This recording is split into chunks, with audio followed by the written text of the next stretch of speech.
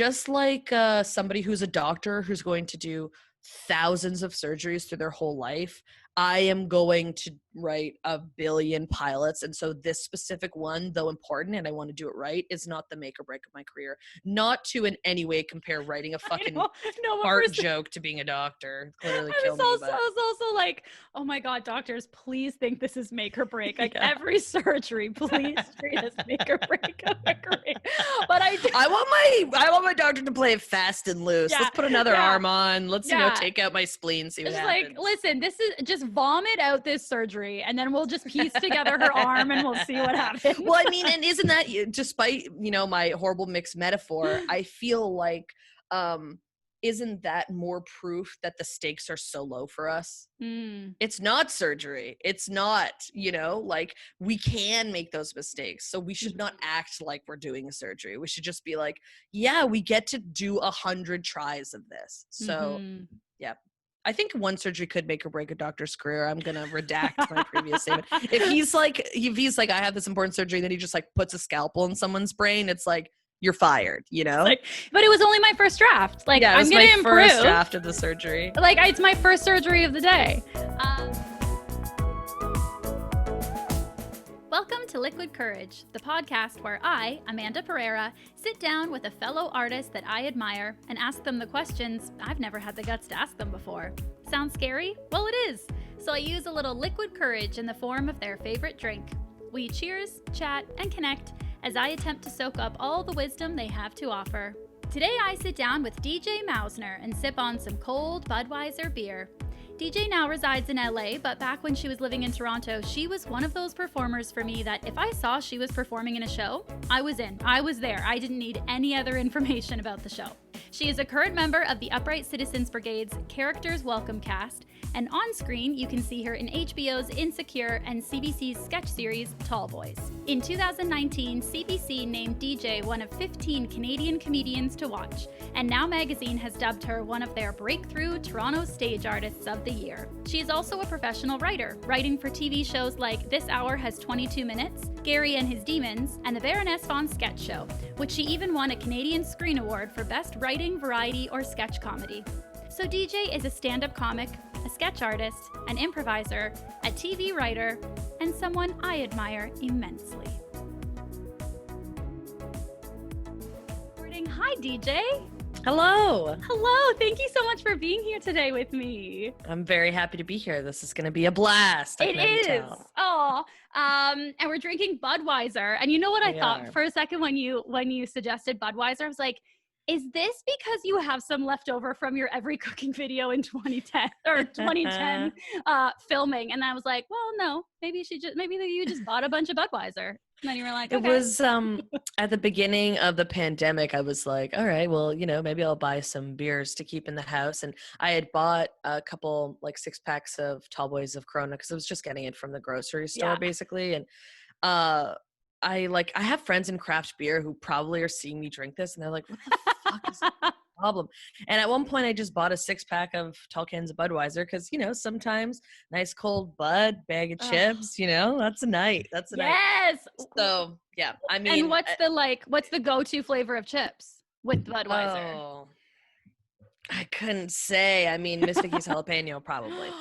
Yum. Something I've been spicy. going original like so often. Lay's and Miss Vicky's original. I don't know what it is. And my friend who is obsessed with chips like makes fun of me for it. She says I'm so boring. But there's something about just like a little bit of salt on a crispy chip with some beer.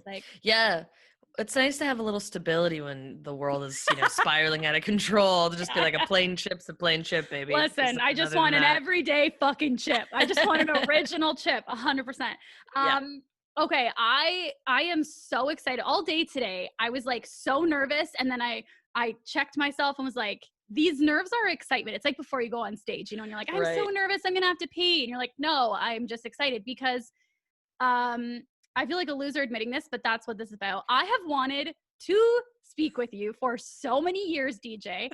One time in Bad Dog Theater, you were talking to, I don't even remember. You were talking to somebody. It was like after a show or something. And I went over and I actually thought you were someone else. So I didn't even have the courage to talk to you. I forget who, I thought you were someone else like from behind. And I went to approach you and said something, and then immediately you turned around and I was like, oh my God, fuck, it's DJ. Like, what I just said makes no sense. I attempted to have a conversation with you, knew I was failing, bailed, and never got up the courage to talk to you again. So I'm so excited to talk to you today. I don't know if this is soothing or hurtful, but I can tell you, I don't remember that at all. So Good. I hope you haven't like spent nights awake being like, I know I do that. I replay these tiny moments and I'm like, well, guess I'll kill myself, you know, just like super stressed about them. But yeah, I'm more than happy to talk to you too. I will say I have those interactions too, where over and over in my head, I'm like, oh, they think I'm an idiot. They think I'm an idiot. That one, I actually felt pretty good about how I played it off. It was a fail in the sense that like, I didn't connect with you at all. I was not myself. Like I accomplished nothing other than like a smokescreen. So I felt okay, but I just was like, one day I have to actually talk to you. So I'm very excited to do that today and chat with you a little bit. And I've done some research, so I'd love to sort of like chat about some different parts of your life and your career, if that works. Let's do it. Okay, great. So you started stand-up at 16 years old. Is that right? Yeah, it was like 15, 16 that I started. I first started by writing jokes for a friend who was interested in doing stand-up at the time, which made no sense because I had never done it before myself and I was a teenager, and I think all I had seen was like, you know, clips on YouTube.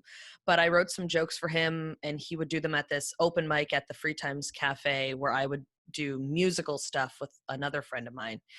And then he went off to university and I found through Facebook a stand-up comedy competition in which I actually met Sam Burns and Sam Feldman, the two Sams.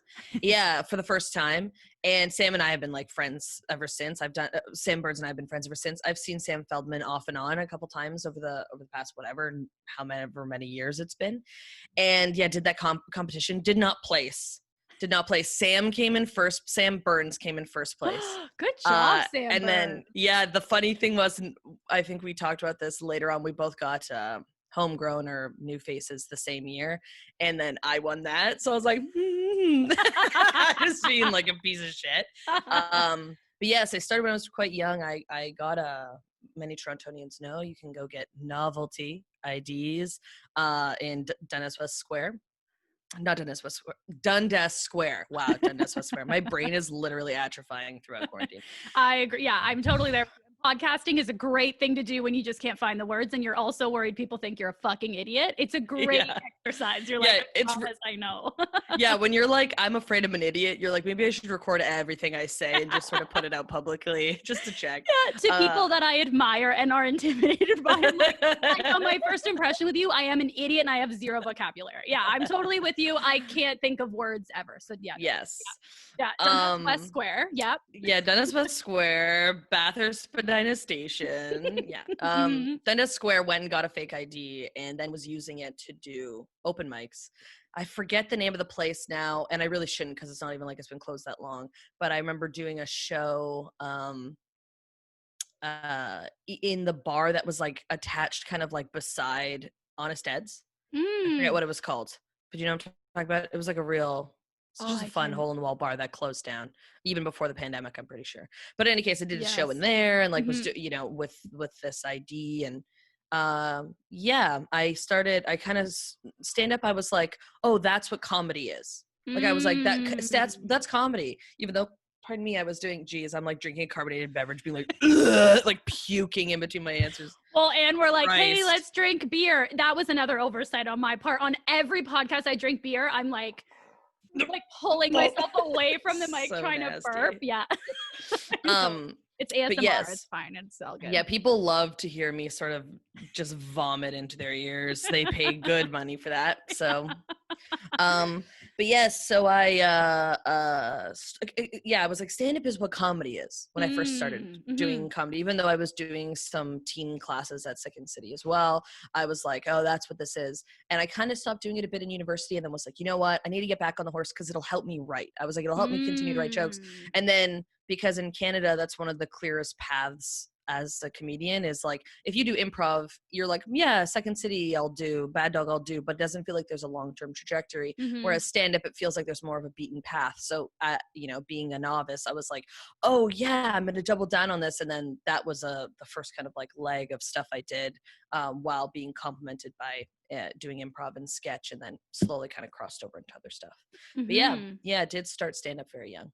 Well, yeah, and it's amazing because I was thinking, like, I was trying to picture myself at 16 and think, like, what was the allure of stand-up? I mean, I always wanted to do stand-up. It was just so, not always wanted to do it. I loved storytelling, but was so fucking terrified about being like, I'm here to make you laugh. Like, that sort of transparent necessity that you have to have when you like walk on as a stand-up terrified me. And I was so intrigued to think, like, at 16, what was the allure of stand-up for you? But it makes sense if you're thinking, okay, well, I want to work in comedy, and like, this is the thing that makes the most sense. And yeah, it was definitely in part that. Sorry, go ahead. No, I was gonna say, and then I'm thinking, like, on top of that, you just have, and okay, I should also say that throughout this podcast, I have so many ideas of you that I am saying, but I am acknowledging I'm putting them on you because none of these could be true. Absolutely.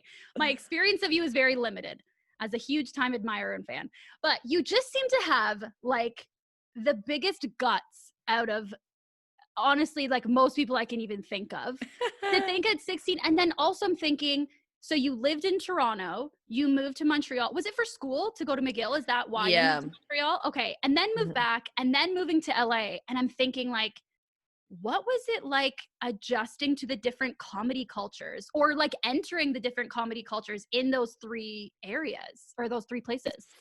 Yeah, well, thank you for the compliment. I appreciate it. I feel like, in all honesty, it's like a mix of having like an immense amount of pride and also a very stern moral compass. Like my mom's Catholic and my dad's Jewish, so double the guilt, double the fun. It's forced me to be this like, I need to do what's right feeling in a light, that's the light explanation of it, but yeah, that. And also just being like, well, no one's going to do this but me, just being like, if I want to do it, it's my responsibility to do it. So, but yes, the moves were interesting. My first move to Montreal, I was like, hell yeah, let's fucking do this. Like, I'm not a very, like physical or location-based sentimental person. I'm a minimalist. My writing partner, Kevin Shustak, who loved to pieces, absolute genius, who I've been working with for years. We live together in LA, and him and I are both like, weird fucking robo people where we had to like buy knickknacks for our apartment. We're like, we look unwell because our walls are bare and we're just like beep boop, like that's our whole thing. So because we basically both of our like nostalgic or like sentimental items are books. So we had lots of books, but other than that, it was like nothing. So yeah, I when I was finished high school, I was like, see you fuckers later, bye. Yeah. I have a couple friends from high school that are still like my lifelong friends, but otherwise I was like, no thanks. Moved to Montreal, was first like, I'm gonna party, I'm gonna have the best fucking time, I'm gonna be the coolest girl, I'm gonna be the coolest person. And went, signed up to be in the residence that was known as the party residence. 2 weeks in, was like, yeah, this is absolutely not my scene whatsoever. Oh no, fuck. Yeah. That's like a big thing to well, and it's so hard to know. I don't know if you felt this way, but like as a grade 12 student, I found it so hard to figure out universities to go to. I didn't have like an older sibling, and most of my friends were the oldest or like only children. Like they didn't have people to tell us what universities were like. So you go on these little tours, if even you go to the university for a tour, you have no idea like what you're getting. And then you get there and you're like, this is like probably around 4 years of my life now. Yeah. It's wild to put that decision in the hands of a teenager, but it's also like, yeah, I mean, the advice that I give to like, if young people are like, what university should I go to? Or does this matter? I'm always like, you will find a way to do whatever you want at any university, regardless of what program you're in. Some programs will set you up better with connections than others. The best advice rather I can give you is to choose to go to university in a city you want to be in and could potentially see yourself living in for a couple of years after, because if you start putting down your roots there, especially if your priority is in school, it's performance outside of school, it's going to feel jarring if you're like, well, actually, I don't like this place, but here's where all my connections are. I feel like I have to stay or whatever. But I'm lucky. I had a couple older siblings, but I already knew before going to university that I wanted to do comedy. I applied to McGill for teaching pre-K through grade 6 because I really like kids. Aww. And I was like, I think I could teach, summers, weekdays, and then nights, weekends, or rather school year, and then nights, weekends, summers I'll have off to do comedy stuff. And then a friend's older brother had gone to McGill, so I'd been to Montreal a couple times just visiting with her and her family, like hanging out. So I was like, yeah, I'm going to do this. And then immediately was like, I've always been, I feel like this is a bad mark on my personality, but I've always been a student council person. Like I was on student council in high school and in university and did that whole fucking thing. I feel like I've chilled out, but I used to have like extreme student council president energy where I was just like, let's go! It was like so peppy. It's 100%. I am like, when I saw Parks and Rec and saw the character Leslie Knope, I'm like, fuck, that's me. Like that's, and like all the things, like, yeah, totally. I'm still trying to convince myself, like, just embrace that shit that is, and not feel like a loser because of those things. Well, I feel like there's been a cultural curve, like there was a time where everyone was like, Anne Hathaway sucks, because she has like big, high school president energy. Totally. And then later people were like, why is everyone so weird about that? Like, it's actually nice. And she seems like a good person and she's getting stuff done, so it's fine. Also, I love that I know you said it, but it was the visual seeing of you having the Budweiser. I was like, we're in this together. We're in this and the first sip I have to tell you, I had a sip of it and I was like, fuck, it's been a long time. It's not very good. And you know what? It's not that. I mean, to be honest, it's cold, and any cold beer, other than sours. I don't like sours, but otherwise, to be honest. Really? Yeah, I can't do the sour. Is it controversial? Well, yeah. I feel like people are like, I mean, I dated this person who worked in craft beer and I'd be like, hey, brandy sour. And, he would always roll his eyes because he would be like, yeah, that's like what is popular right now. But I liked it because I'm like, most beers, like you said, unless it's ice cold. I think that's why it's good with chips, because then you can't taste the beer. Look, Budweiser is the salt, it just burns your whole mouth and you're like, this is delicious. Yeah. Budweiser is the king of beers and I hate monarchies. So that's that.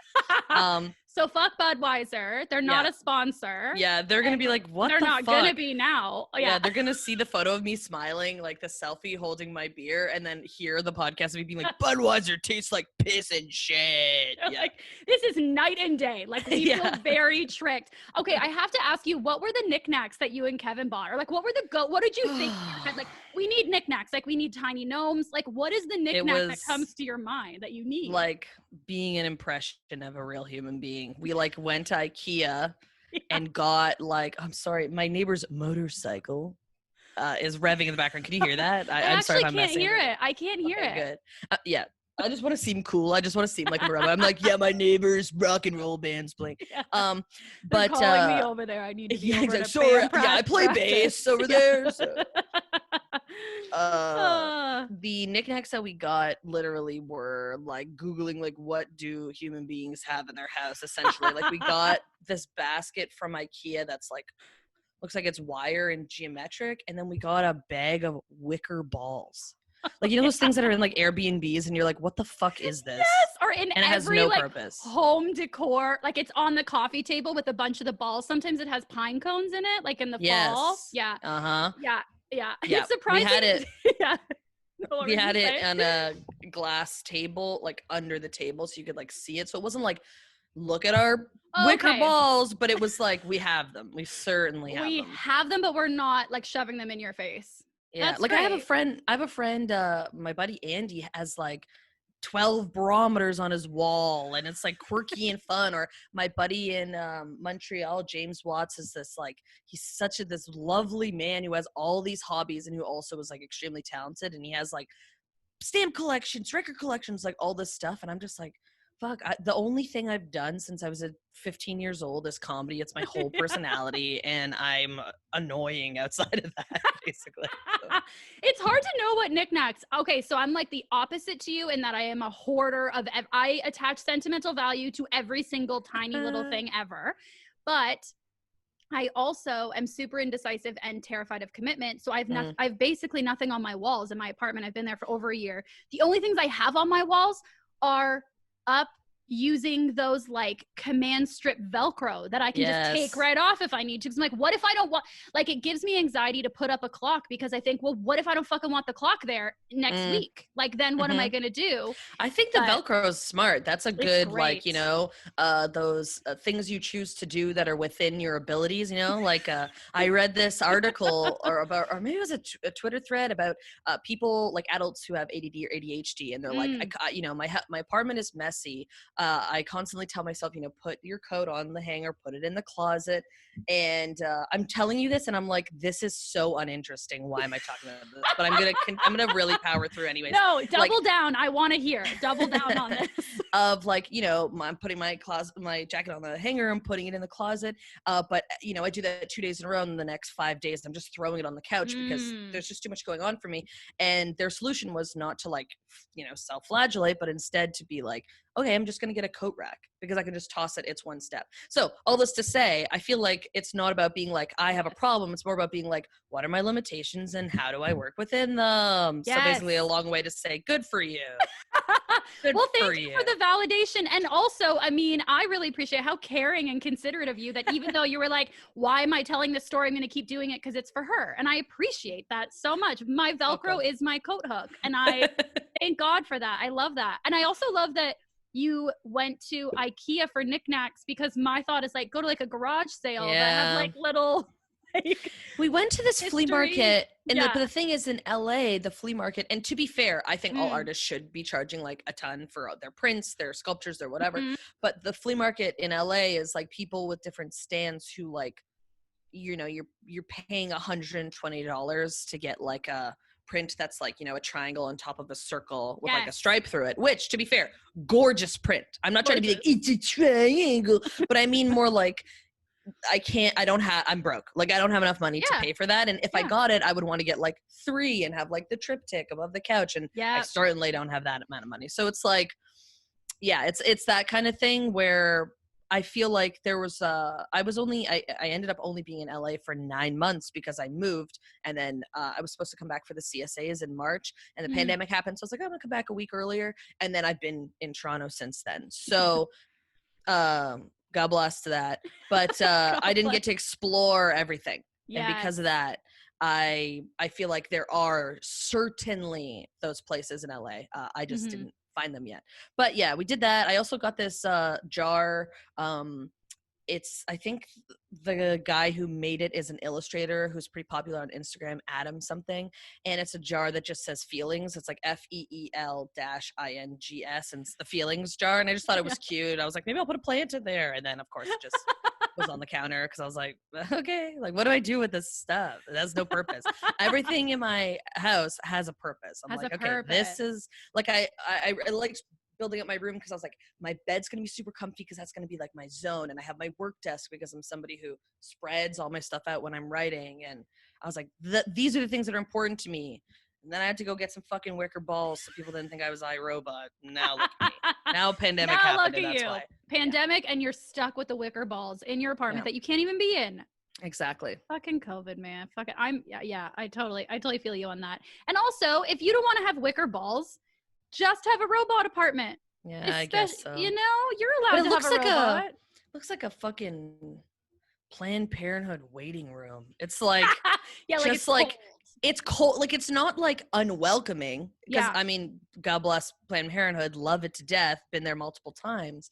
But you're like, this is not a home. This is a business. Yes. That's what it feels. It feels like a business. Right. Like it's not cozy. It's not lived in. Like it, or it doesn't. And maybe also it doesn't feel like it reflects your personality or reflects who you are. Yeah, because my thing is like, I love interior design. I follow a bunch of different blogs, like, and that made me sound like I was 600 years old. I follow interior design Instagram accounts. I'm up on all my blogs, my interior design magazines, and I love, like, I mean, a famous kitchen that the internet went gaga over was Dakota Johnson's green mid-century kitchen. I did not see. Is it in the video where they do like a walkthrough of her house? Because that has been in my watch later list for so long. I just okay. If it's Vogue 73 questions or whatever the amount of questions it is, 100 questions, I don't know. Yes. That it might not be her place, because I know sometimes they just like walk people through a random place. Or maybe they do it all the time. I'm not entirely sure. They do? I didn't know that. I think they do, because there's been multiple times where you see them walk through and they're like, oh yes, my closet, and they open and there's nothing in it, and I'm like, oh. You're like, that's a lie. Then I'm like, yeah, and then I'm also like, oh, maybe like they're huge celebrities, so showing the inside of an apartment would have stalkers be like, I know where that I can find the blueprint for that, or whatever the fuck. But maybe not. Maybe I'm totally making this up. In any case, that kitchen, and then I feel like I really like things that are clean but warm. Bright colors, lots of sunlight, like white and lots of sunlight, and then touches of bright colors. But that's money, you know. Again, if I feel like my pipe dream, in my wildest dreams, I own a house. Wildest dreams. That's the top for me, is owning a house. I'm like, wow, in this economy, that's a dream. DJ, I know. My partner and I are like, I'm saying are trying to purchase a place together, which is like, our trying is probably like a 10-year journey, like who knows.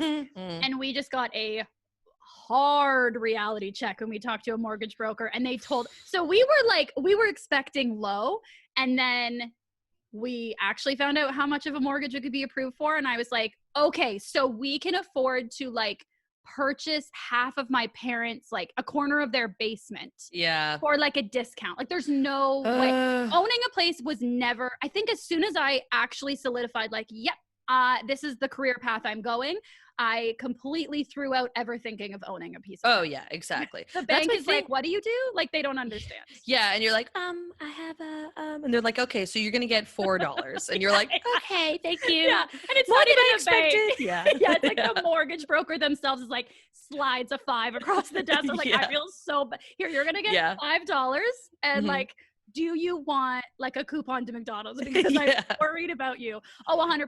Anytime I go in, like even if they're like, oh, you're pre-approved for a credit card, and I go in and ask them, they're like, okay, so what do you do? And I just am like, I'm just gonna walk out. Like I just slowly. Yeah, I know. Well, that's like when I was in LA, I finally got an American bank account. I was like, well, you know, that makes more sense, and hopefully I'll be getting some American money in there soon. Yeah. And the guy, I got a credit card, and he was like, great, so you're pre-approved for a line of credit of or like a credit card with the limit of $8,000. And I was like, what? Like, I was like, what? I was like, no, I literally, because I'm a stupid idiot, I was like, no, delete that. Take at least 1 0 off of that. Yeah, no. Do you mean $8? Yeah, I was like, do you mean, sorry, what? Or like, and then he was like, no, like you don't have to use it. I was like, I know. I know how money works. Yeah, I didn't know. I was like, yeah, obviously I don't have to. And he was like, okay. And I was like, okay, bye. For no reason. It was extreme aggressive reaction. But I was like, I'm a millionaire. Like every time I talked to Kevin about it, I was like, yeah, it's $8,000. And then the next time we talked, I was like, yeah, it's like about, like $20,000 limit. And then I'm like, it's $1 million. And I have $6 trillion on this card. Like just making it bigger and bigger each time for fun. I am in debt. I'm in a lot of debt now. I'm in a lot of debt. I got the line of credit. I bought too many wicker balls, and now I am back at my parents' place because I cannot afford to live. Yes, the apartment is a wicker ball pit. Yeah, it's a playpen with wicker balls. It's so spiky. I have splinters over my whole body, and I don't live there anymore. And I'm glad that I did it. So there, yeah. Oh my gosh, it's just a waiting room with wicker balls and nothing on the walls. Oh my God, that's amazing. People are like, I'm here for my pap smear. I'm like, get out! Balls are rolling out the door. Throw the wicker balls. Yeah, freaking out. With all your like Monopoly. That's what happens when I drink Budweiser. Dundas West Square. Dundas West Square and Bathurst West Station. Okay, so when I was this was like a few years ago. When I visited LA, but there was only one time where I stayed for like quite a prolonged period of time.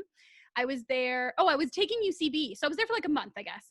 And when I was there, one thing that I didn't even think of was, so in Toronto, it's very much that like the improv theaters also have bars attached to them, most of them. So like after a show, there is that social aspect. Whereas I found in LA, and again, I am generalizing, I found in LA that like, after you're done your class or your show at UCB, there isn't like a bar attached. Plus like a lot more people are driving versus in Toronto where you're taking the subway and stuff.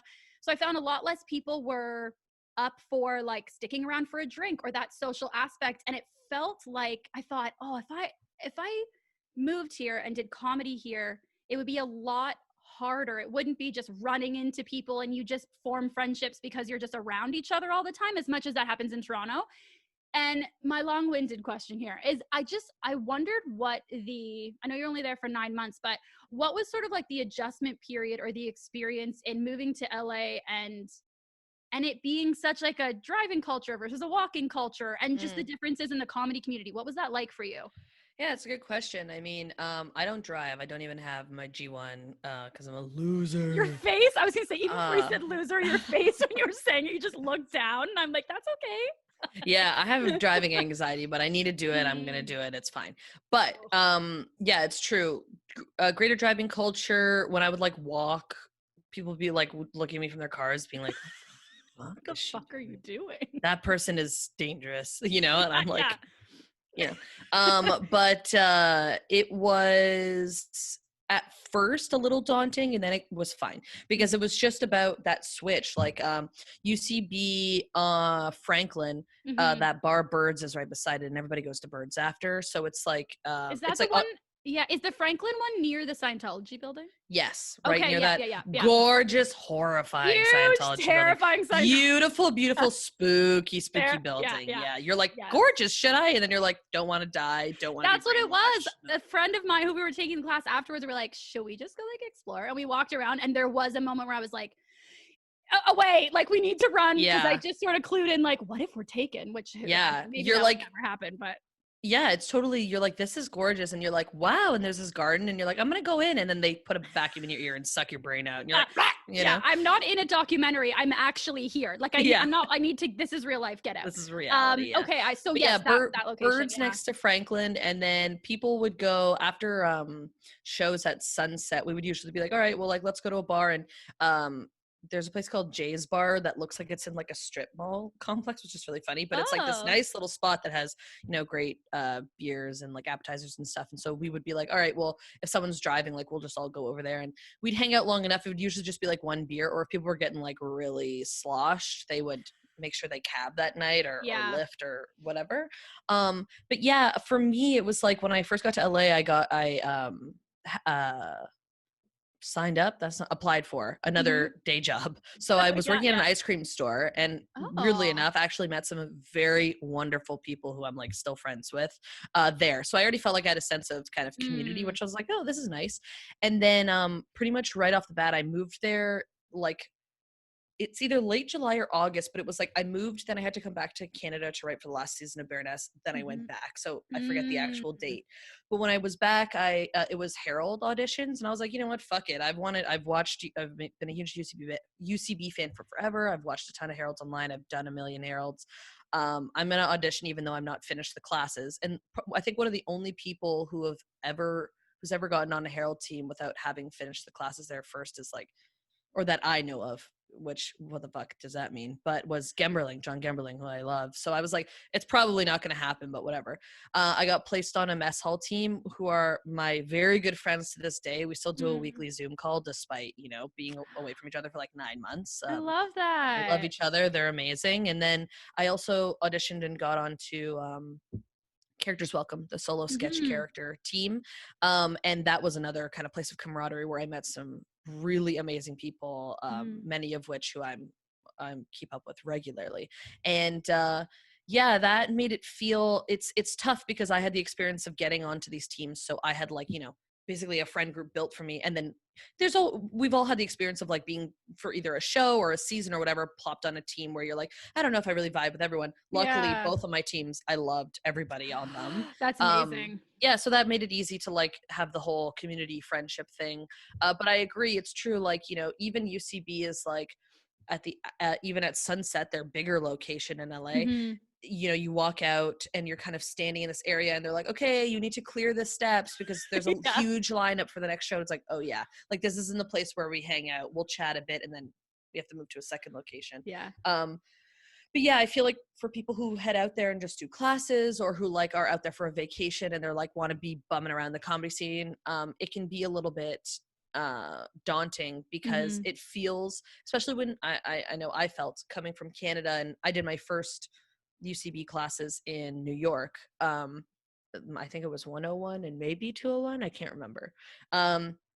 That you go to it for the first time and you're like, UCB, oh my God, you know, and you're like, well, I don't want to like hang around and be weird and whatever. But the reality is an improv theater is an improv theater is an improv theater. Nobody's making any fucking money.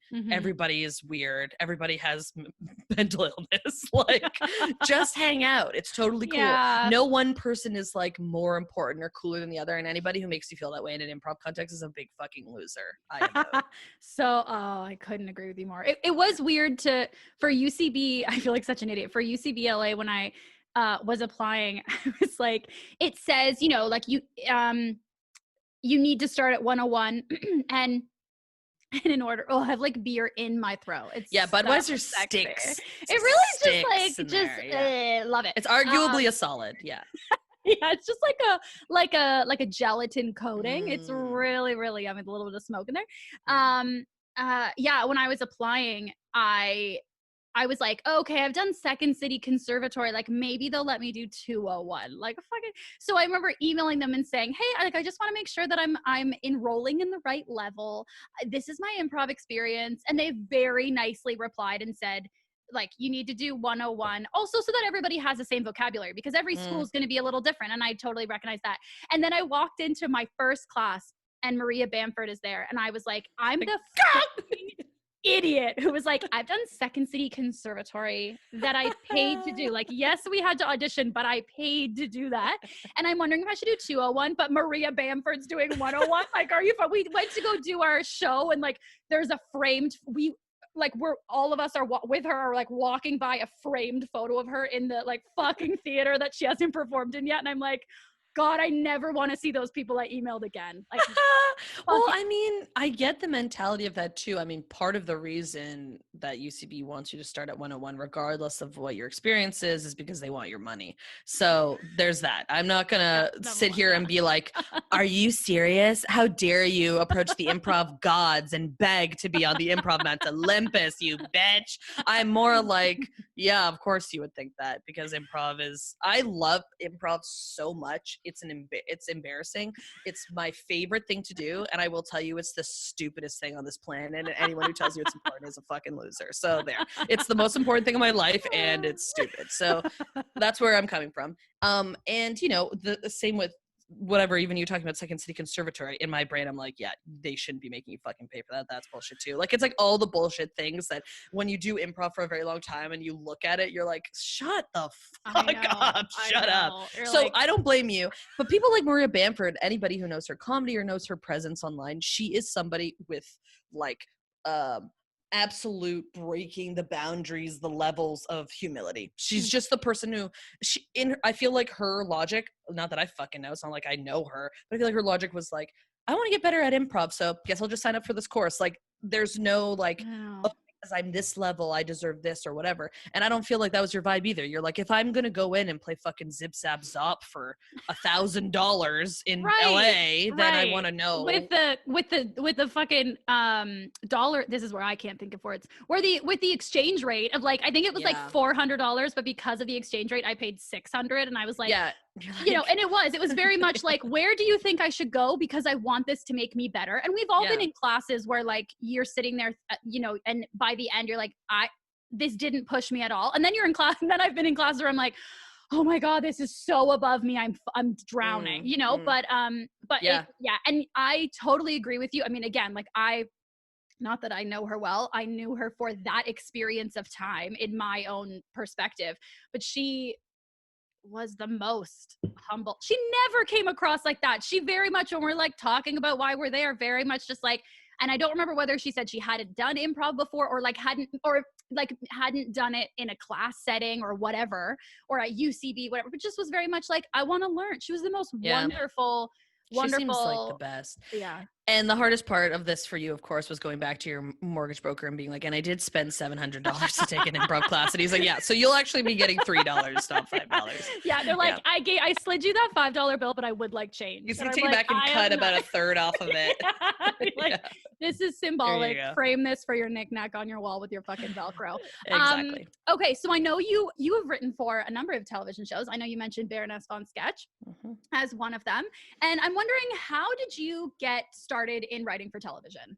How did That's a good question. I remember before I started writing for TV, I was like, it feels like every step of doing something in comedy is laid out and close together. Like, start taking classes, form a team, start doing shows with your team, produce a show, produce multiple shows, bring your show on tour. Great. And you're like, I got it. I know what comedy is. And then it's like, here's the point for finishing that. And here's writing for TV. They're like fucking miles and miles apart. You like have no idea how to make how to do it. How to ever. So in Canada, it's a little different than in the States. I would say, like, above all, having connections of somebody who is in a room or has a room that's like, I love you, I'm putting you in it. That's like how majority of I would say that's how 80 to 90% of people get first writing jobs or writing jobs in general. For me, I had a couple things working for me. One was I'm good friends with Monica Heisey, absolute amazing writer, person that I'm obsessed with, best hair in North America, and now she lives in the UK. So UK, shout out to Monica Heisey. She had written for the show since the beginning, for full season since the beginning. And I was like, oh, I'm kind of interested in this. She was like, yeah, maybe you should submit a packet. And they put out, I think, a general call in like that Facebook group for people I remember who seeing it. Whatever. They're like, here's this thing. I think Aurora posted it. And I was like, well, maybe I'll submit. And then I did a stand-up show, actually a show Sam Feldman asked me to do, funny enough. And the closer was Elvira Kurt. And Elvira saw my set and was like, you're so funny. I think you should write for Baroness. I'm going to send a text. I think Elvira's friends with Carolyn Taylor, or closest to Carolyn Taylor, and had written for the show and was like, I'm going to send Carolyn a text and just ask, like, just put your name forward. So I was like, great. So I went home and I had written sketch in university. So I was like, okay, putting my thing together, this packet. It was my first putting together a packet for TV, and I sent it off. And then I ended up getting hired to write, I think, for a week, which it was pretty, it's not standard in Canada, but a week for the 4th season. And I was like, oh my God. Like, I was losing my mind because I loved the show. I was like, I can't believe it's happening, writing for TV, yippee. And this was also after I had like turned down JFL and been like, JFL sucked my dick. And so I was like, I would do that again in a heartbeat, but I was also like, okay, sick. There's like 3 jobs you can get as a comedian in Canada, and I pretty much burned one of the biggest bridges. Chill, all right, that's fine. I was like, it was worth it, but also, fuck, you know? Now what? So I was like, oh, it's nice to know that I can still work, and it's in a field that I actually have more fun doing. I prefer to do this writing part. So I was like, that's great. Did the week. It was great. For that time, I wasn't there. Was Monica there? I can't remember, but Neela was there, who I knew from improv, who's great. Aisha was there, who I knew from seeing stand-up, who's great. Obviously, all the Baronesses. There was definitely Jen Goodman, who has worked on the show from the beginning, also an angel. I know I'm forgetting people, and I don't mean to be, but they were all awesome, and I was totally spoiled by the experience because it was just like no shitty weird dude zone. Not to say, and again, not all men, but I'm like, I've worked with many men who are great, as I've listed names on this podcast. I'm friends with many male comedians, but it felt nice to have that tempo because of the way that the room was set up. And then shortly after that, my buddy Kevin, my writing partner, who has written for 22 Minutes on and off for multiple seasons, was like, you should submit for 22, and like I'll say like, I know you and I love your stuff, and we work together. And then I ended up being out there. My contract was extended, I think, for 5 or 6 weeks. I can't remember. I can't even remember the timeline, but I was there, and that was cool because it was my first time writing for like live TV, where the tapings were done live and there was an audience, and also the turnover was weekly. Whereas like Baroness, I wrote in the summer and I didn't see the show until the next fall. 22 Minutes, it was like I wrote, and that I think it was Thursdays we filmed. Thursday, I would like see the audience react to everything, which was wow. Cool. Yeah, and then pretty much on the heels of that, I came back and started doing some helping to break story for season 2 of Gary and His Demons, and that's Mark Little's show. Again, Mark Little, Canadian treasure, fucking so nice, so funny, wonderful, wonderful guy. Was like, I like your comedy. Do you want to be a part of this? And I didn't pen an actual episode, but I was there breaking storylines, and that was really fun. And then, yeah, back to Baroness. So all to say, these are like the through line through a lot of this are connections. And I want to be so specific and clear about that, because I feel so many people are like, I'm not getting opportunities because I'm not good enough, when it is like 70% of the time not the case. Like, everybody can get better at writing. I've written, I think, like, what is it, 3 or 4 pilots now, and you know, working on features, and you can always get better. If you're going to write for your whole life, you're going to write a billion pilots. So that I feel like my first step in starting to get into TV writing or writing my own stuff, I was like, it has to be perfect. It has to be great. No, you're going to write a billion of them. Going into it with that mindset makes you so much less precious. You could just fucking do it. Like, just enjoy it and have fun. But yeah, so I just nailed that connection thing on the head, and to say it's always good to practice. And I know it feels like, I feel like I've talked to a lot of people who want to get into writing, and they're like, well, I'm not a writer. I think it was Roxane Gay who was like, a writer is somebody who has writing tools. If you can sit down on a computer and open a Word document, you're a writer. I don't subscribe to the whole, you have to sell this, or people have to tell you that your fucking shit smells amazing to like call yourself a writer. It's literally just doing it. And the more you do it, the more fun it becomes, the less stressful it becomes, because you're like, oh, I'm not trying to prove to myself I'm good at this. You're like, oh, this is what I can improve on next time. It's not like this is make or break. If this is bad, I'm going to stop. You're like, oh, here's all these things that last time I did wrong. I'm going to do them right this time. And here's all these new problems that came up and that I'm going to fix for the next time. Kind of thing.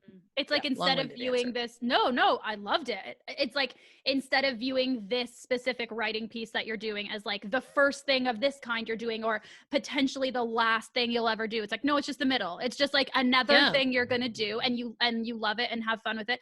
I actually, long-winded or not, I love that answer, because writing is 100% something that I'm always like, the perfectionism gets totally in my way. And you're right. It's like, the more you write, the less precious you are about things. I think that's with like a lot of things too, to be honest. You do it more. And so each thing just represents you as a whole less and less. Yeah. It's also just a reminder, especially like with improv or even writing, like if you're not writing something on spec, or someone's not like paying you to write it, that it's like, you can do a billion versions of it. And I think it's a Judd Apatow quote. He says something like, it's your first draft is vomiting, and your second draft is picking through the vomit for like the little pieces you want to keep.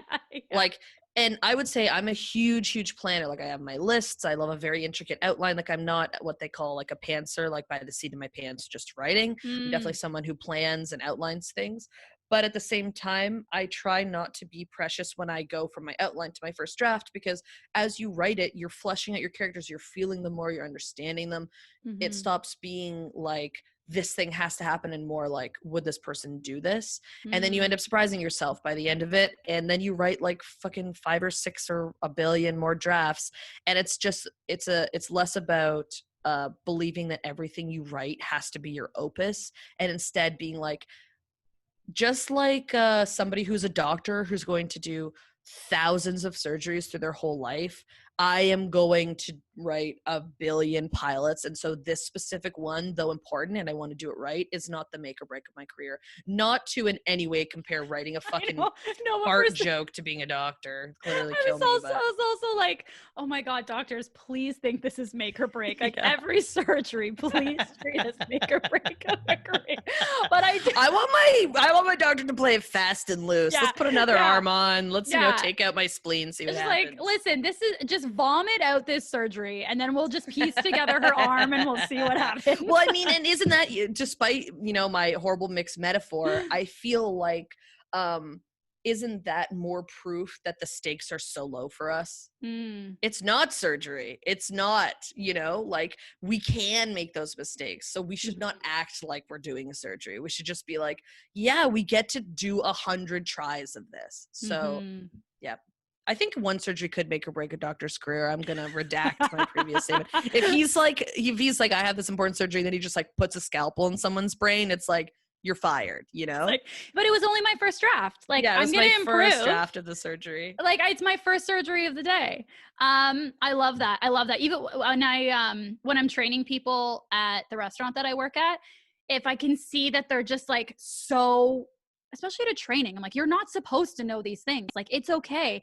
So often I'm like, listen, we're not curing any diseases. Like, we are bringing food to people who are able to afford it. Like, we're good. Let's just give a shit about them as a person and do your best and we're good. Like, walk away. Or yeah, improv, I'm like, I fucking paid to be here. Like, if it's a show, most of the time, even if they're paying me to do the show, in the grand scheme of things with transportation or taking off work or whatever, I paid to be here. Like, I better have a good fucking time. I better not beat myself up afterwards that I didn't think to like be someone's odd knitting aunt instead of their like classic crocheting character. Mom. Exactly. Yeah. Crocheting mom. I just grab a verb and I just shove it with like a title and I'm like, well, that's what game is. Yeah. I mean, literally character-based game is that. It's like goofy adjective and then a noun, just knit really fucking hard. Yeah. People, I mean, that's what I'm known for.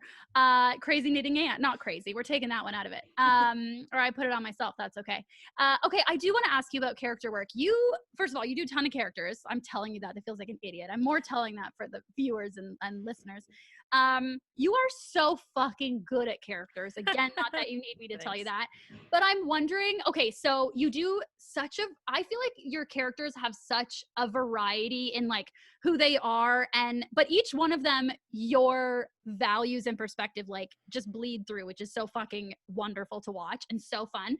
I'm wondering, when you think of the characters that you have performed over the years, or seem to keep going back to, like, what kinds of characters do you find yourself drawn towards writing and like playing?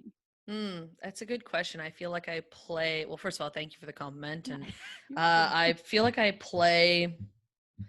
like addicted to playing just the worst men you've ever seen, ever met. I can't stop. And you know what? Part of me is like, so I'm non-binary and I'm like, I remember I went to go see Work the World, like a drag race show in LA, and I was so excited. And I was like, I'm going to go and drag. And I dressed up as like a sexy lady. And I was like, wait, is this drag? Like, I was like, what? And then I'm like, it's drag to me. Because that's not that's not how I see, like, it's not that I don't think I'm hot and sexy. I'm super hot and sexy. But it's more like, oh, that to me is like what it looks like to be in a costume.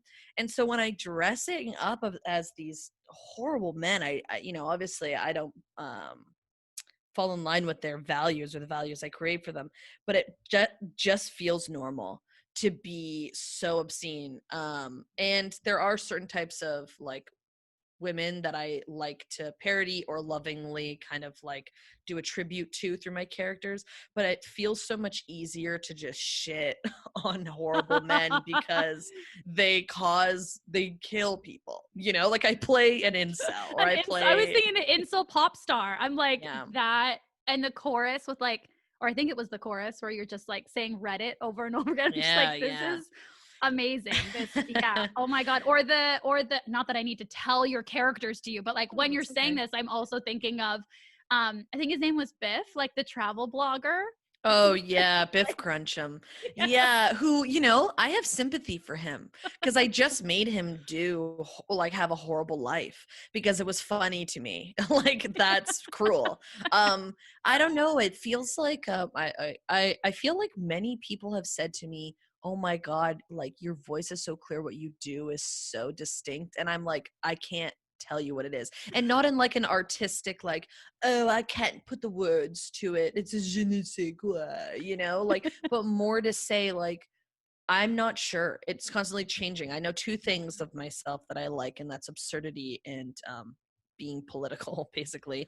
And I like to marry those two things, I think, because I think of somebody who ruminates a lot, who spends a lot of time in their own head, thinking about all the horrible things in this world and like how I'm contributing to them and what I can do. I like just feel fucked up about that all the time. That I think almost like a release of it is playing these horrible people and highlighting the things that make them horrible, so that it's kind of like loosening the valve and letting out some of the pressure. And it's also hopefully in some ways an education. Like I did that incel piece once, and then when it was in the cab space at Comedy Bar. When I was walking out, these two people were on a date, and the woman, I believe the woman was white and the man was a person of color, and the woman was like, oh, I like Jordan Peterson. Like, what's wrong with Jordan Peterson? And I was like, he is a white supremacist. And the date was like, yeah. And I was like, oh no, the date was there when the woman said it to you too. Yeah. And I was like, well, but I was trying to be like, she was like, I loved your character. Like, what's wrong with Jordan Peterson? Like, she was actually trying to be like, I don't understand. And I'm like,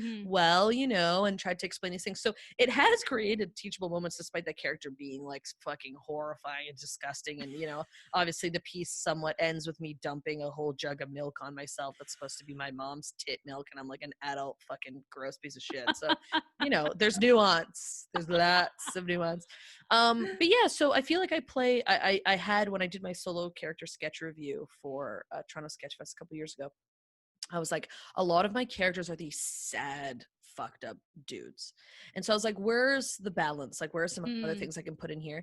And that's when I started, I created this character called Soft Patrick Peanuts. That's his name. Yeah. It's just like a nice old man who runs an animal shelter. And I was like so tempted to put a wink of it being like sinister, but I was like, no, because the truth of the matter is I have so many loving, wonderful men in my life. And I've met billions of horrible men, mostly doing stand-up. Horrible, like live in the, like, just like in the most dank comedy basements where the incels crawl up the walls when you turn on the light like a fucking cockroach. But there are these beautiful, wonderful, amazing men in my life. And so I'm like, I need to, you know, pay tribute to those guys too. And that's where Soft Patrick Peanuts came from. And yeah, I feel like also my upbringing was like I had like a soft Jewish American musical theater dad and like a super cool, badass, hard Irish Catholic Canadian mom who's like doing donuts in the parking lot. So I'm like, all right, well, I see where it comes from. You know, I see this like intense, unnecessary edge comes from. But yeah, so it's changing all the time though. It's basically the kernel, I would say, for anybody who wants to write characters or do character stuff or comedy in general, you yourself have to find it so funny. Like you yourself have to be like, this is funny to me. You might not even be able to know why it's funny to you, but it has to be funny to you because people, for me, not to get so airy-fairy, but it's all about energies. Like it's like saying something with a powerful, those people who have a charismatic presence in comedy will often crush on shows that people who have really tightly written smart jokes will not do well on because they're present, they're interested in the audience, they're there. And that to me is a big part of my sketch. I was talking about it with my buddy Chris the other day. He was like, we were talking about what we love in actors, and he's like, oh, well, that's interesting because I find like in your characters you always force presence. And I was like, oh, wow, that's an interesting thing to hear. Of like, I love using liquid props. I love doing, like, you know, for Biff Crunch'em, I end up drinking or shotgunning like 6 Pombays and then opening a Mickey of Smirnoff and drinking it. And the audience is watching it like, no, like they are there. They're right there with me. It's not like I did a comedy sketch that I practiced a bunch and they're kind of witnessing the remnants of it. We're on it. Like we're in the same exact moment experiencing it at the same time. And that's exciting. Yeah. And I feel like that's what that's the difference between good sketch and great sketch is like the audience is experiencing it with you for the first time. Even though you've written the words before, you are bringing an energy, you are there making it happen in that moment, which is a huge tenet of comedy in LA, which was amazing to learn because, you know, being in Montreal for 6 years, I was like, clown, no, kill me. But in LA, clown is huge. And it's called the Idiot Workshop, is one of the most popular workshops out there. And a lot of my friends who I believe are some of the most naturally talented people who have been working at this forever are involved in clown, have taken clown classes, teach clown classes, all these things, because what clown teaches is like your mistake is the premise for your next bit. You don't get to stop. If you're like, this is going poorly, your teacher's like, keep going, save it.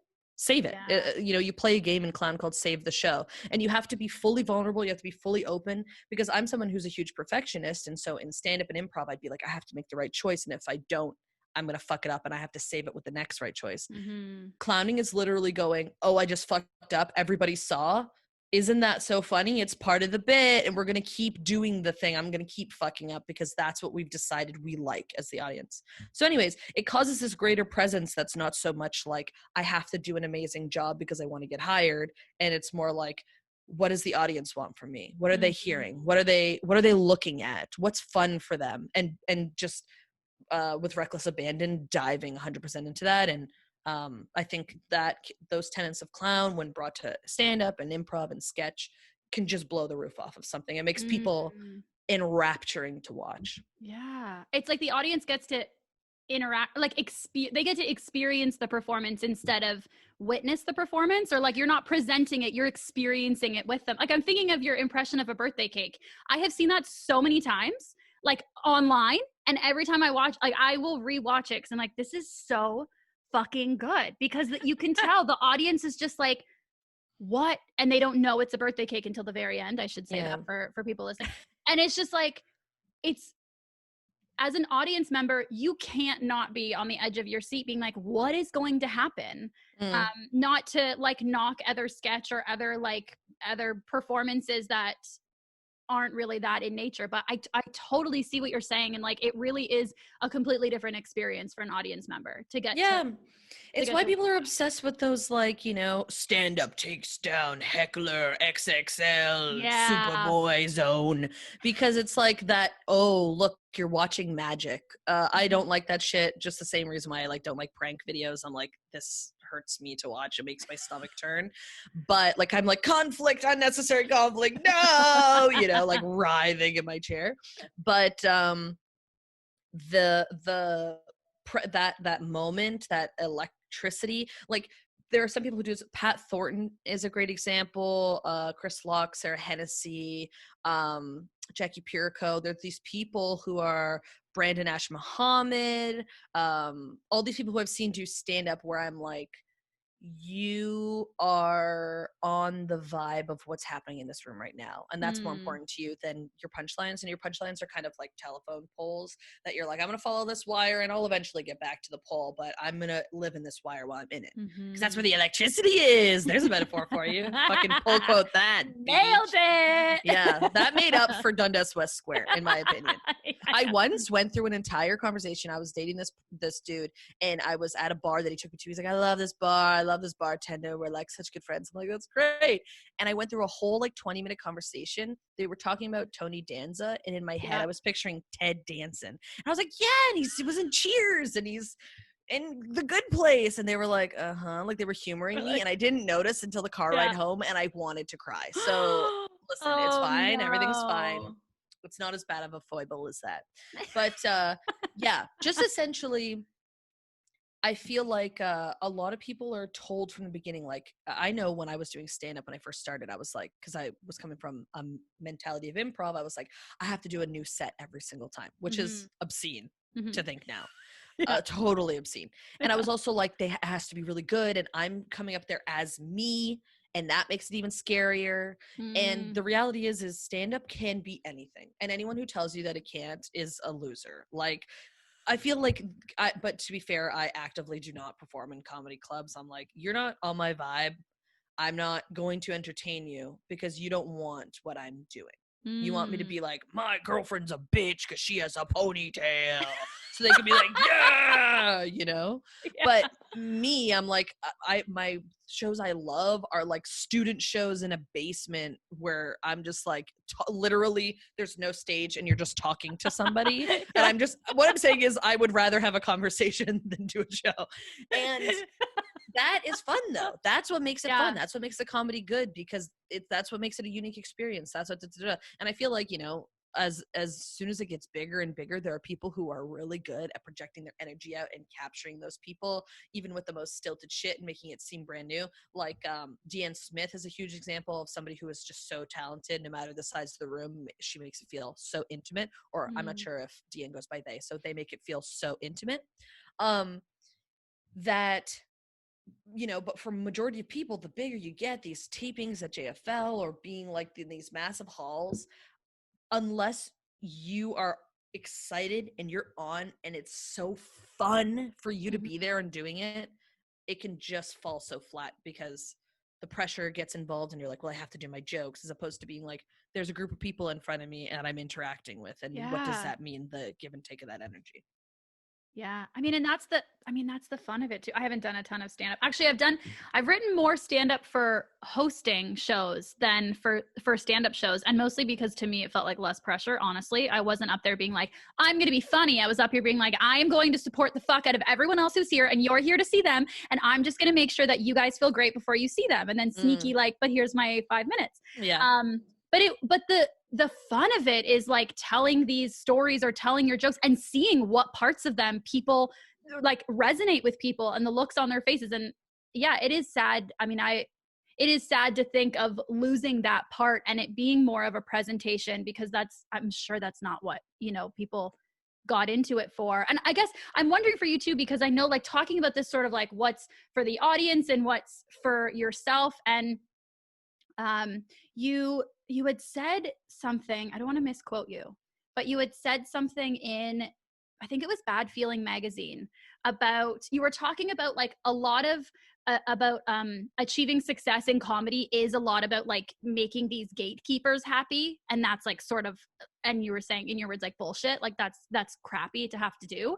I'm wondering for you, like in talking about performing these characters and like being able to be in the moment with the audience, how do you keep your comedy and the art that you're creating being for you and not for other people, not for like your fellow performers who are on next, or your friends who are in the audience, or those gatekeepers like those show bookers or casting directors and stuff? How do you keep it for yourself? That's a good question. I mean, I feel like for me, it's more the making figures of authority happy. I always prefer to do shows in front of rooms of strangers than friends. If my friends or family in the audience, I'm just like, yes, I don't want to. I'm like, I don't want to look at you, which is so weird because they've seen my stuff a billion times and all this stuff. But I'm just like, it's easier when it's a group of strangers because I almost feel like I'm presenting this and myself to them for the first time. Maybe that's it. Maybe it's not. But yeah, in the beginning of my comedy career, I feel like, especially in stand-up, I think I did stand-up for like, you know, and mind you, when you do stand-up as a 15 or 16-year-old, you are not funny. You maybe like have two things that are interesting. I know the first joke I ever wrote was, my friends closest to me call me, my name's DJ, my friends closest to me call me Deej.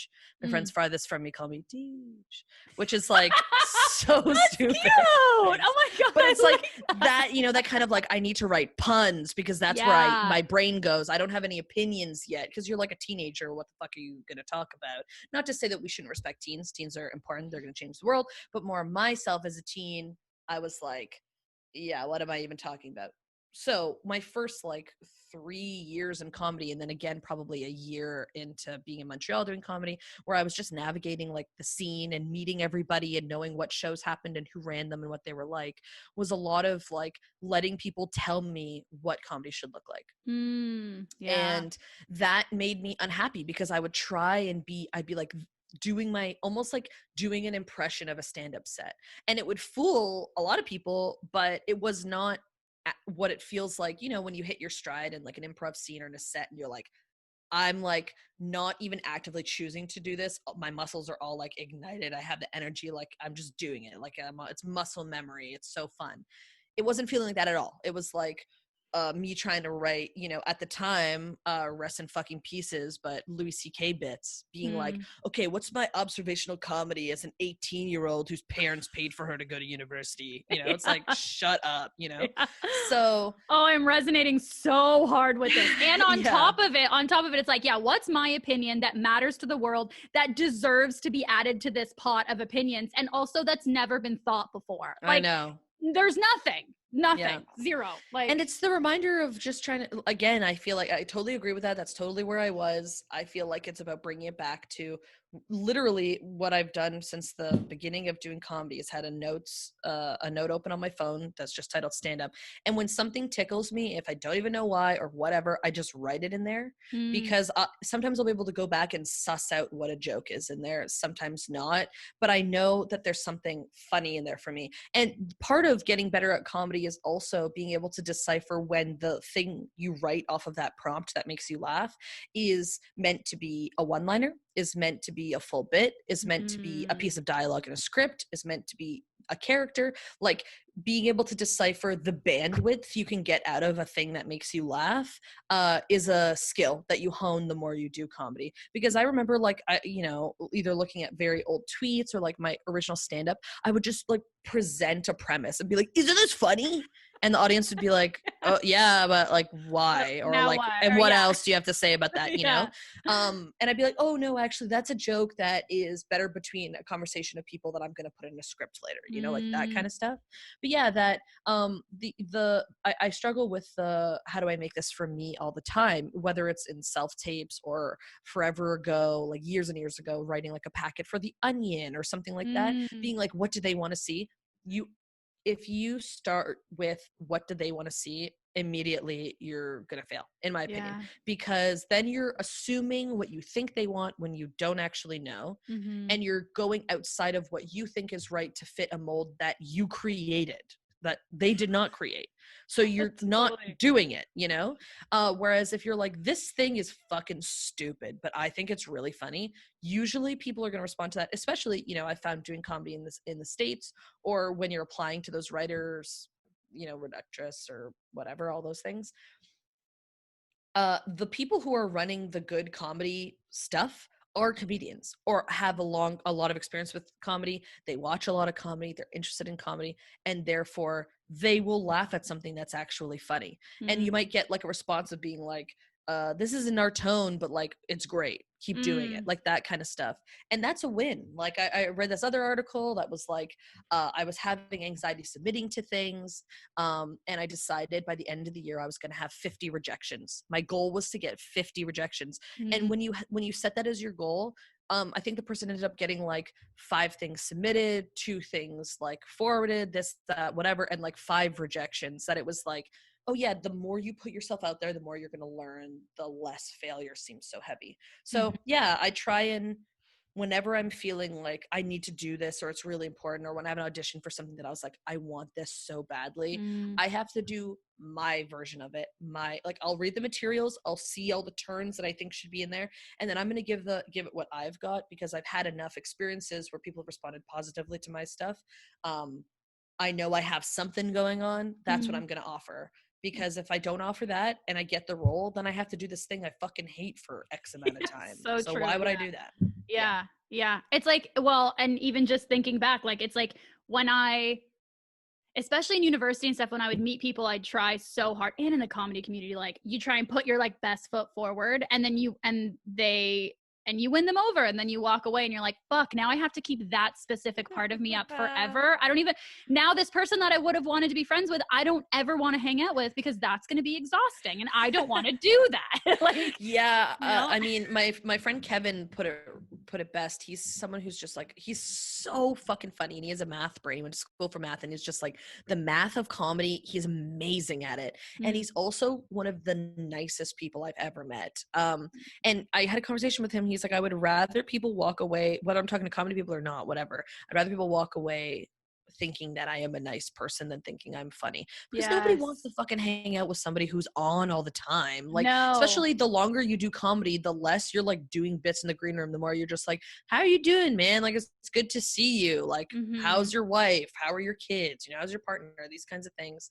And it's community, because you're like, oh, this is my job. Like, I go up there and I do this, I lock in. It's my passion, but it's also my job. It's less like, I need to game this so everybody knows I'm the funny boy and I can be on Zip Zabs Up the musical, Second City main stage, you know? It's like... Yes, it made me leave bars early after shows so many times, especially starting out, because I would like, you know, walk up to the people we just performed with or whatever, start chatting, and I would just see how many people, and again, like I'm not even putting this like negatively judging them for this, but so many people, it would just be bit after bit after bit, or that would not even people, that would be the conversation, that it was just joke after joke after joke, witty comment, and I literally was just like, can we just ask each other how the fuck we are? Like, is anyone going to actually have a conversation? I don't want to do a show and then walk off and then audition for the people that I just did a show for. I don't want to be auditioning every night of my life. This is exhausting. Can we just hang out and can we just talk about regular life so that like maybe then later on stage we have an inside joke we can make? Yeah.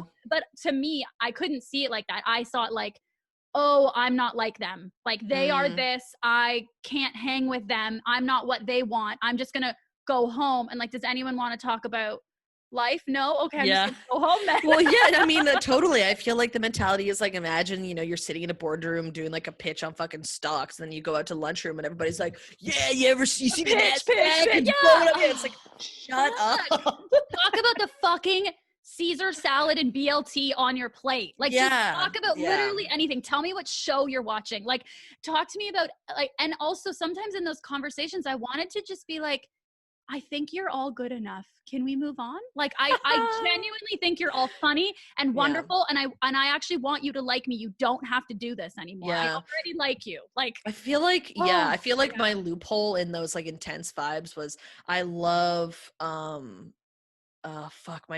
longtime improv partner, Dave Kaufman, him and I did Crybabies together for years. We still do off and on, but obviously we're in a pandemic, and he's based out of Montreal, just had a baby, adorable baby. He would call it like nerding out or something, but it would just be like, the loophole of getting out of that like bit zone was just talking very in-depth comedy talk, which is also fucking annoying, quite honestly. But I'd be like, you know, like once driving to DCM from Montreal, all of us in the car drafted our dream improv teams. Like we did fantasy improv teams, like, and it's just those things that are like, shut up. Like, it's like, shut up. And I bet you this clip is going to resurface and everyone's going to be like, shit, you guys are a loser. And I'm going to be like, yes, I am. That it's so annoying, but it is kind of that sidestep to be like, here's our common interest thing. Let's talk about that as our whatever. But yeah, it's also, I feel like it's tough. And in Montreal, it was like a bunch of, you know, fun weirdos making art, because if you're an Anglophone, like you don't speak French fluently, or you're not doing comedy in French, it's very unlikely you're going to crack through, or pretty much impossible that you're going to crack through to the Francophone comedy scene, which is great in and of itself. And so everyone's just doing their own thing, fucking around, doing stupid shit because they're like, no one's watching this. I can just do whatever I want. And it breeds some amazing, hilarious stuff that was totally like set the groundwork for my mentality of what comedy could look like. And then moving to Toronto, I was like, it's cool that there's more opportunities for financial stability here, but it also feels like a lot of shows, friendships, vibes are tinged with this like intensity, this like cold intensity of we're all really fighting to like do this. And then when I moved to LA, it was like, I was surprised by how chill it was, because it wasn't that everybody wasn't still fighting for that thing, but one, everyone had already done, I think, the tough thing of like moving from there a lot, because there's a lot of transplants to a new city, and two, there's not the job scarcity, you know, mentality, because it's like the idea is there's so much work that you will be able to find something. There's enough for everybody. Not to say that it does not have its massive flaws. Like it has LA entertainment industry is like fucking horrifying in terms of diversity for gender, sexuality, race, ability, you know, all these different things. But it does definitely, it didn't feels like in Toronto everyone, you know, is fighting over like woman who licks toilet seat number 5 background actor commercial. Oh my god, yes. Whereas in LA it's like, okay, I know 4 or 5 people who have licked a toilet. Paul Feig series. That's on their own. Everyone can lick a toilet. Yeah, Duplass movie called toiletlickingwoman.com. Yes. Yeah. No, I mean that totally. Actually, I was watching the like little documentary, The Making of Gary and His Demons, and Mark Little was talking about that about just like, cool. it's very fun to watch. It's very fun. I mean, you probably don't need to watch it because you experienced it. I was making it, but You no, were- I would you love were to see making it.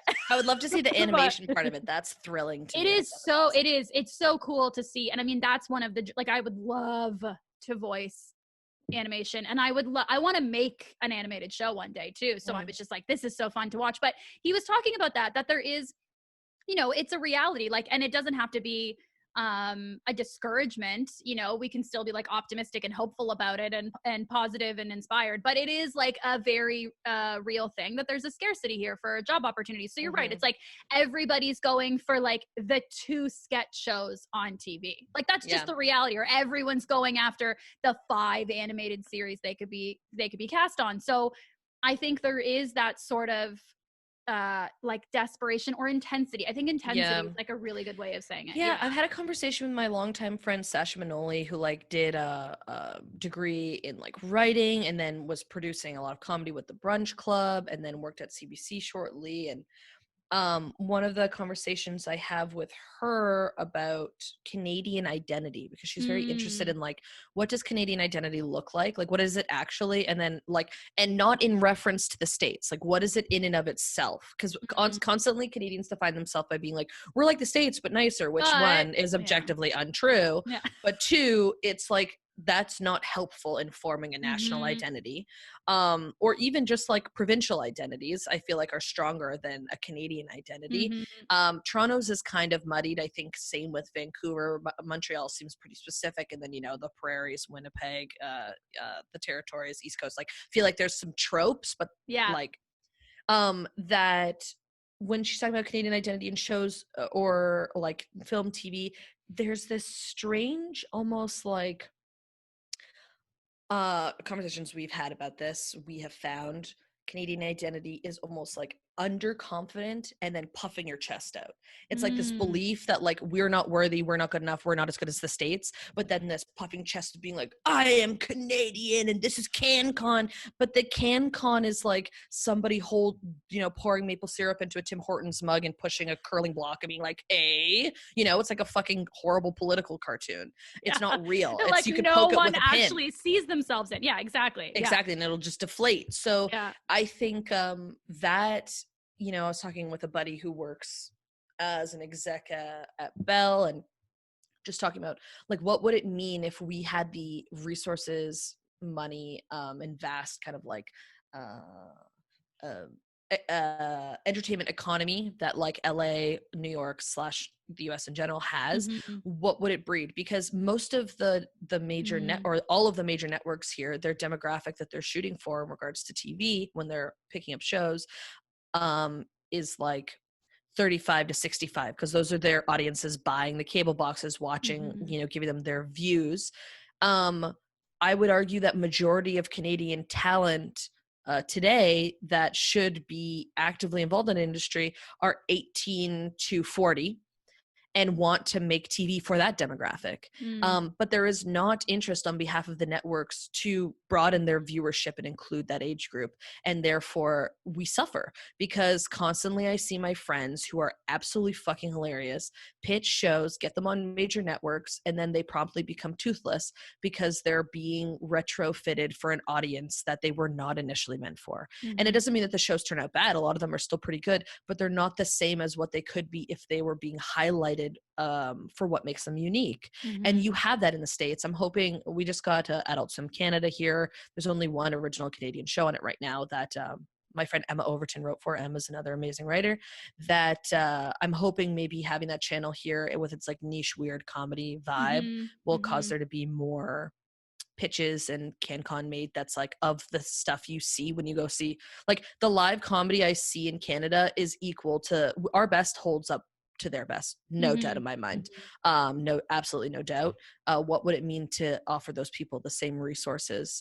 So I'm hoping, I would also love if like CBC, Bell, CTV, Rogers, whatever, did like, you know, X network at night And it was like, we're trying to make content because we don't have an HBO, we don't have an FX. We purchase those properties. These companies, these networks purchase those properties and just show it to us. And in my mind, I'm like, where this cognitive dissonance between understanding that those programs are good and then not funding programs like that to be made in Canada. It's like, what are we fucking doing, dude? You know. Anyway, sorry. I feel like I always think about this stuff, and I just went on my weird Canadian industry rant. So I'm gonna take a sip of my Bud. Fuck out. Please don't apologize. I mean, I shouldn't ask you to not apologize, but also, I mean, listen, you interviewed people on a podcast. You know, people apologize for their thoughts, and most of the time, as a host, you're like, "Thank you so much for being so generous that you're gifting me your thoughts and opinions," because I totally fucking agree with what you were saying, and I'm over here being like, I always don't. I never want to snap on a podcast. But snaps, yeah. Like this snaps is what we used to do. Yeah, we would do that. Yeah, we're what do you call this? We're shaking our hands. Like silent hands, happy hands. I forget what it's called. It's something I learned as a floor fellow at McGill. I worked in residence as a student support, and we would do that, which is like, it just comes to me now that I'm on Zoom calls. Yes. And I'm like, I look like I'm doing jazz hands. You know, it's a little bit like jazz hands, but pretend your whole hand is one finger. And you're just sort of, yeah, you're doing a big finger You're way. like, yay. Exactly. Okay. Well, I definitely, you've touched upon Just for Laughs a little bit, and I do want to ask you about it. I do want to be sensitive to the fact that I feel like you've probably been asked about this a billion times. So please tell me if there's any bit of it that you're just like, I've talked about it so much. But I did read every article to make sure I was like not asking you, like I don't want to be repeating shit over and over again for you. Head over to DJ's website and you can read. Your press section is so wonderful also. Oh, thanks. So you can read all about this, but this was incredible. So I'm going to summarize this for watchers and listeners, but please correct me if I'm like off base on any of this. So in 2017, you performed in Just for Laughs homegrown comics competition, and you won alongside Courtney Gilmore. Hi, Courtney. Love Courtney. So fucking talented. So won you a cash prize and also won you a taping of your set the next year, and it would be nationally broadcasted. Huge. That's amazing. Wonderful prize. I'm sure they didn't pay you enough, but wonderful prize. And then in 2018, so the next year when you were scheduled to do that taping opportunity at Just for Laughs, you turned it down. And I'm going to quote this from your words to make sure that I'm presenting this right. So you turned down the opportunity at Just for Laughs, stating that, quote, the festival had not done enough to address the 20 plus sexual assault allegations made against its founder, Gilbert Rosen, end quote. And your protest resulted in the festival redoing its sexual assault and harassment complaint procedure. And the festival posted a statement in support of the survivors who had come forward against Rosen. Okay, first of all, that's huge. Silent applause, full snaps, all of it. I respect the fuck out of that. I applaud you for that. That is amazing. And you sort of touched upon this earlier, and I wanted to ask you, what fear was there associated with deciding to turn down the taping, if any, if there was any fear? Well,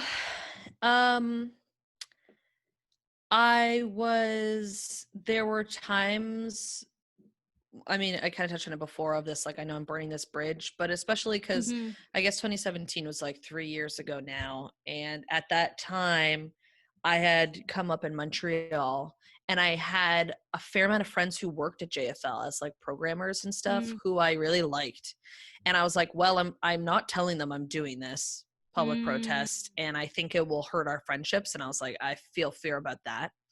And then also, just this thought that it wouldn't do anything.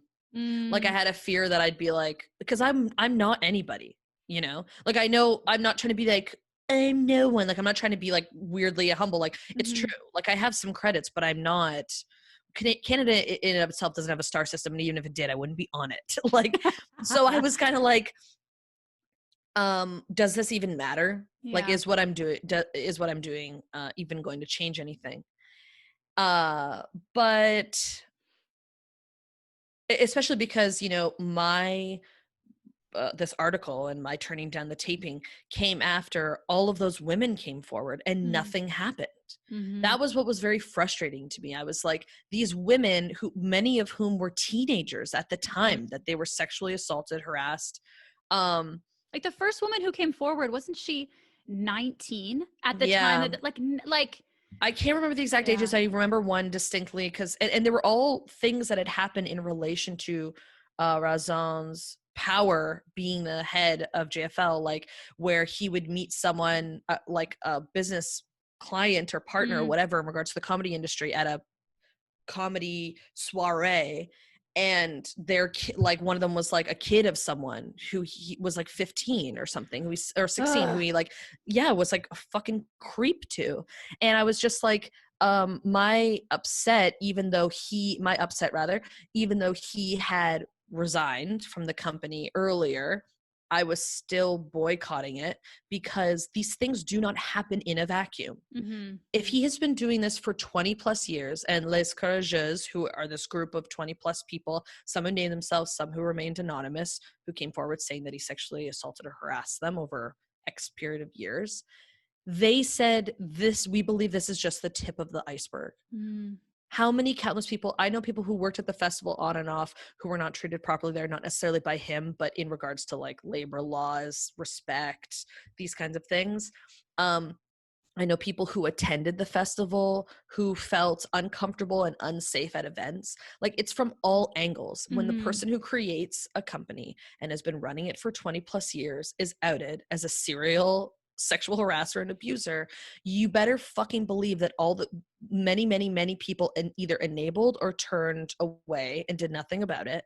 And that means more people, vulnerable people, are being affected negatively. We already have enough people in on the ground level at like fucking open mics doing comedy, whatever, and then also in service industries, and then also in the world as a societal problem, being fucked up by these experiences and not following their dreams, not getting to access the things they need, the jobs they want, whatever.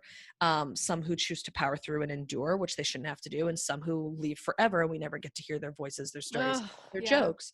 That I'm like, it's not just about him leaving. It's about the entire company realizing that this is a problem. This is actively a problem that needs to be dealt with. So yeah, I mean, and then, you know, a couple of years later, you look back at JFL and you go, oh, JFL isn't fucking anything. Like, this isn't me trying to be like, and like big dick. It's like, it's a sticker on your resume. I did JFL and I did JFL 42. And in LA, everybody and their mother has done that. You know, it's really not, whether you're new faces or not, it's about, if you make a deal, and it's good if you don't have representation. It can be like, oh, a good way for people to see you. I wasn't repped after or during JFL, and I had someone from 3 Arts reach out to me, but they kept me in pocket, which is an industry term for, they didn't actually take me on, but they like kept tabs on me and would email me every once in a while, which is like fine. That's natural in the industry. People do that all the time, but it's not like I walked out with fucking big bucks being like, I think I got paid $150 for the show, and then I got paid $150 for winning. I can't really remember how much it was. It was all in less than $500. Usually they put you up at the Hyatt. Because I was in Montreal, I just stayed in my apartment, which was fine, no big, whatever. And you get access to like some parties, and then I was going to win the taping for the following year, which I think was going to be $3,000, $5,000. Again, I can't remember. I don't think about I think I think I read it was like, I think it was like a couple grand. Yeah. That it's like, I'm lucky that $3,000 does not make or break for me, because I, you know, right now I'm living with my folks in Toronto. I have that option. But it was this feeling of like, I know so many people who, and I meet people when I go to LA who are like, all I want is to get JFL character showcase. All I want is to get JFL new faces. And I'm like, they treat you like shit. Last year for the American, or a couple years ago, I can't remember, again, it all blurs together, for the American new faces, they apparently didn't put them up at the Hyatt. They put them up in this other hotel that ended up having bed bugs, and they paid them. They had to fight to get their transportation paid for, even though they were coming from LA. And they paid them, I think, again, like $150 stipend, something like that. And you're taught to believe like this is the treatment that you deserve. Yeah. I'm not trying to say like comedy is something everybody should be getting paid millions for, like fuck capitalism and all billionaires eat the rich, all that, you know. But at the same time, I'm like, don't, if you're boasting yourself as the biggest comedy festival in the world, you have a responsibility to not only provide a safe environment for your performers, but to treat them properly. And for everybody who really puts JFL on a pedestal, yes, it's a great thing to work towards because it'll cause you to like specify your goals, work really hard on the set, hone something. All of that stuff is equal to, if not more valuable than actually being at the festival. Because yeah, there's fun parties and stuff like that, but it's not a career maker in any sense. I know tons of people who have done JFL. It's like, doing Second City main stage. It's a cool thing to do while you're doing it. It's a bit of money. And then when it's done, it does not parlay you into TV deals, movie deals, book deals, being in rooms, being hired as a speaker. You maybe can get hired as a teacher more likely because you have that credit, but like it does not promise you anything. And that's the lie that people I think are told because they want the credibility, they want the credentials. And look, to be fair, I'm someone who's talking from the position of having those creds. Like it's not like those credits, like it's not me. I got to have the experience. I was involved in Just for Laughs for years previous to when I boycotted it, either being in off JFL shows. I produced my own off JFL show there, my show that I was doing in Montreal, Joketown. So like I was involved in it. I'm not trying to be like, I was always on the up and up. I literally won that taping, and then the Me Too movement, there was a resurgence of it.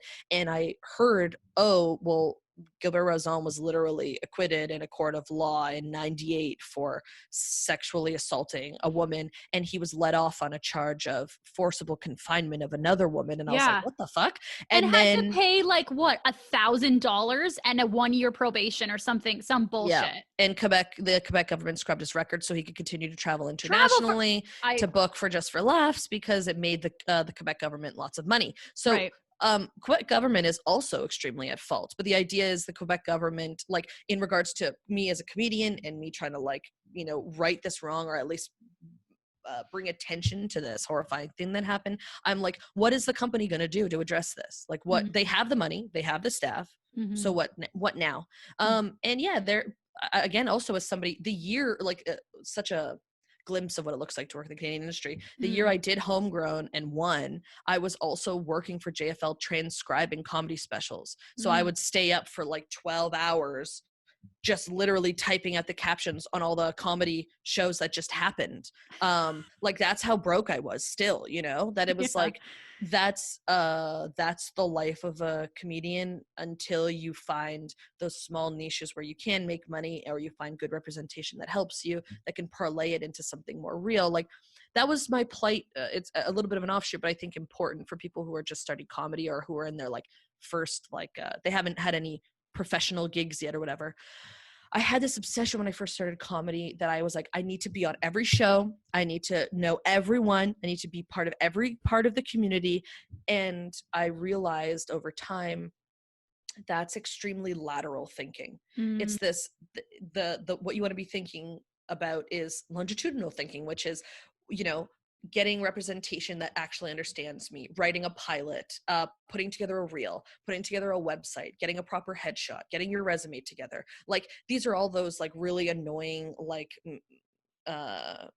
minutia of doing a comedy career, but getting those things allows you to have access to more rooms, more people, because you have your samples, you're ready if someone comes knocking to get into the industry in a financially sustainable way or financially stable way that will allow you to pursue this long term, if that's what you want to do. Because it feels like when you're in the Toronto community and you're like, well, I want to be a bad dog person and I want to be a comedy bar person and people know me at Second City and everyone loves me, I'm on every show and la la la la. That actually doesn't matter. It's to me more valuable to spend time writing your first pilot and learning that skill if you want to be a writer than it is to be part of someone's show over Zoom. Those things are just the fun parts, the connection parts, which are equally important to have fun and connect to people.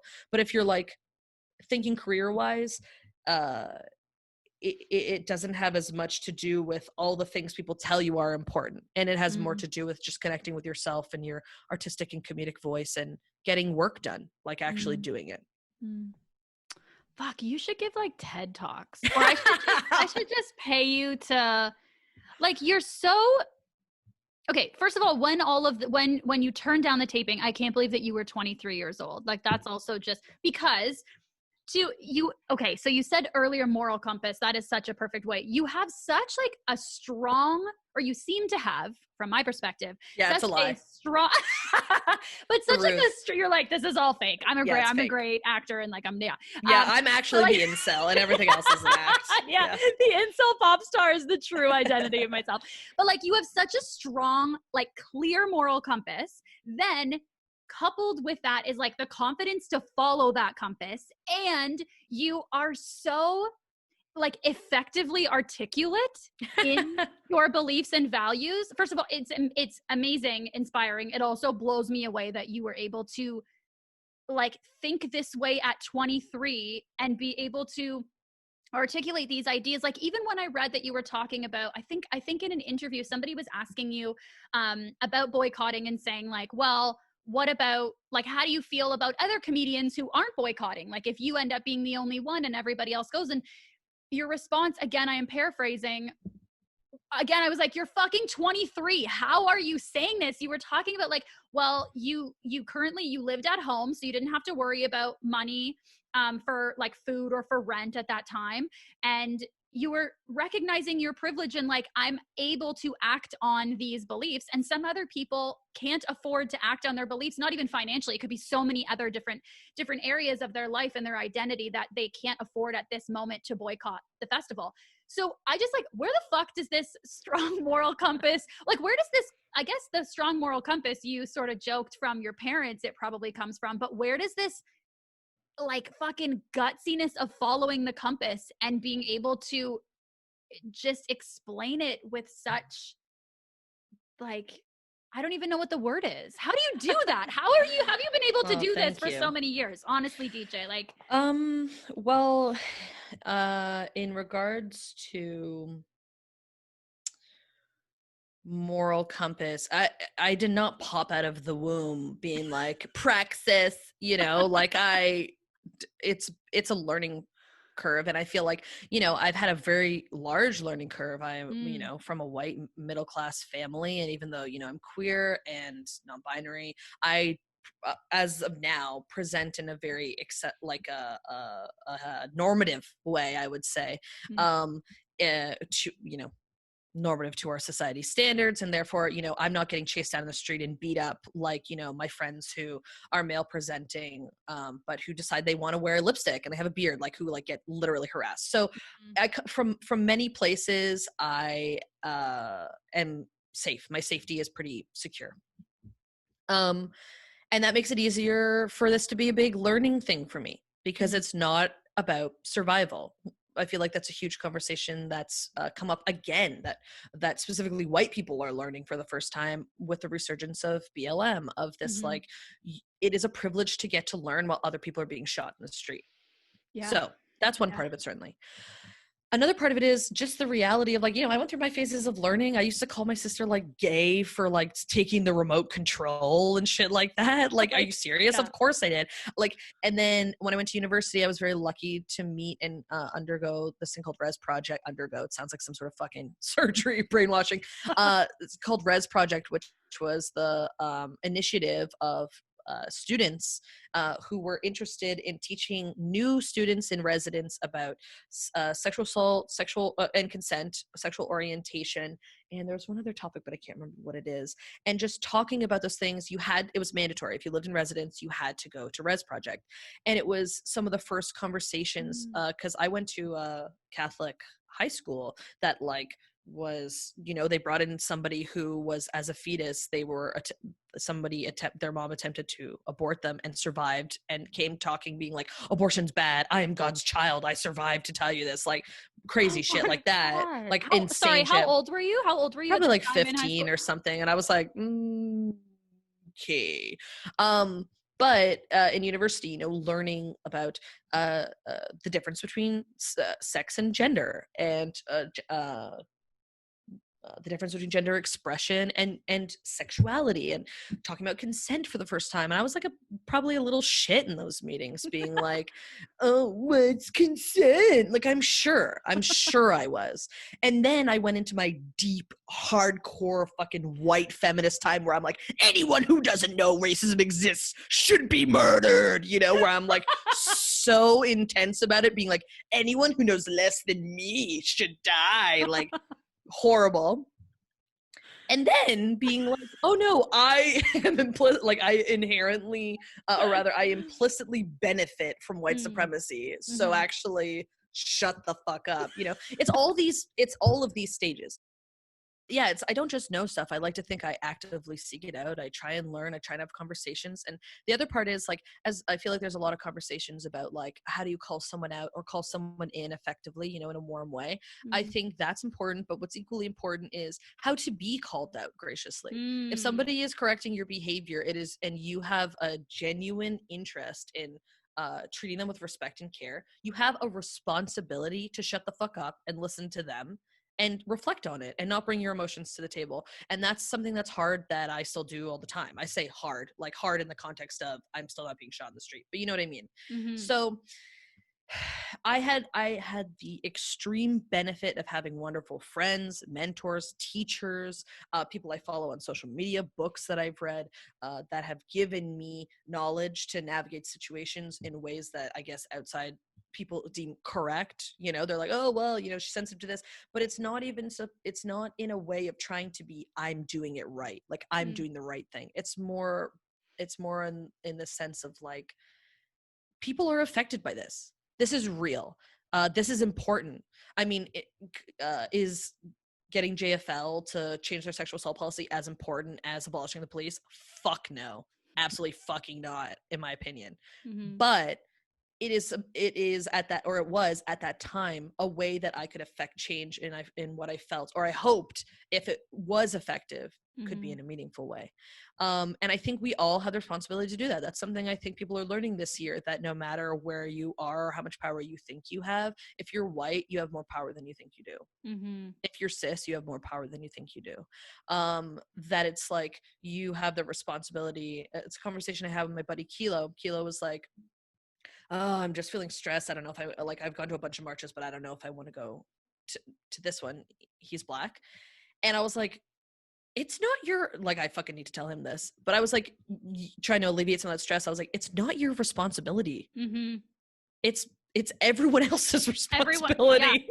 Yeah. So yeah, that's, I think, just the way I govern myself. I think also I was raised having like a mom who's so smart and awesome and who always encouraged us to speak our minds and to speak out if we felt like we weren't being treated properly, and a dad who was like, yeah, do it, you know, like blew so much smoke up our asses, so, and was like, you're amazing, you're perfect, everything you say is the best thing I've ever heard, you know, like, so of course that horrible toxic combination has had me being like, yeah, you know, my whole fucking life. No, horrible toxic combination. I was right before you said that, I was going to be like, okay, if I ever choose to be a parent, I'm taking notes on how to raise my child like you, because, that's. Yeah. So I think that's it. And just the thought of like, it's easy to go, that's not right. It's hard to do something about it.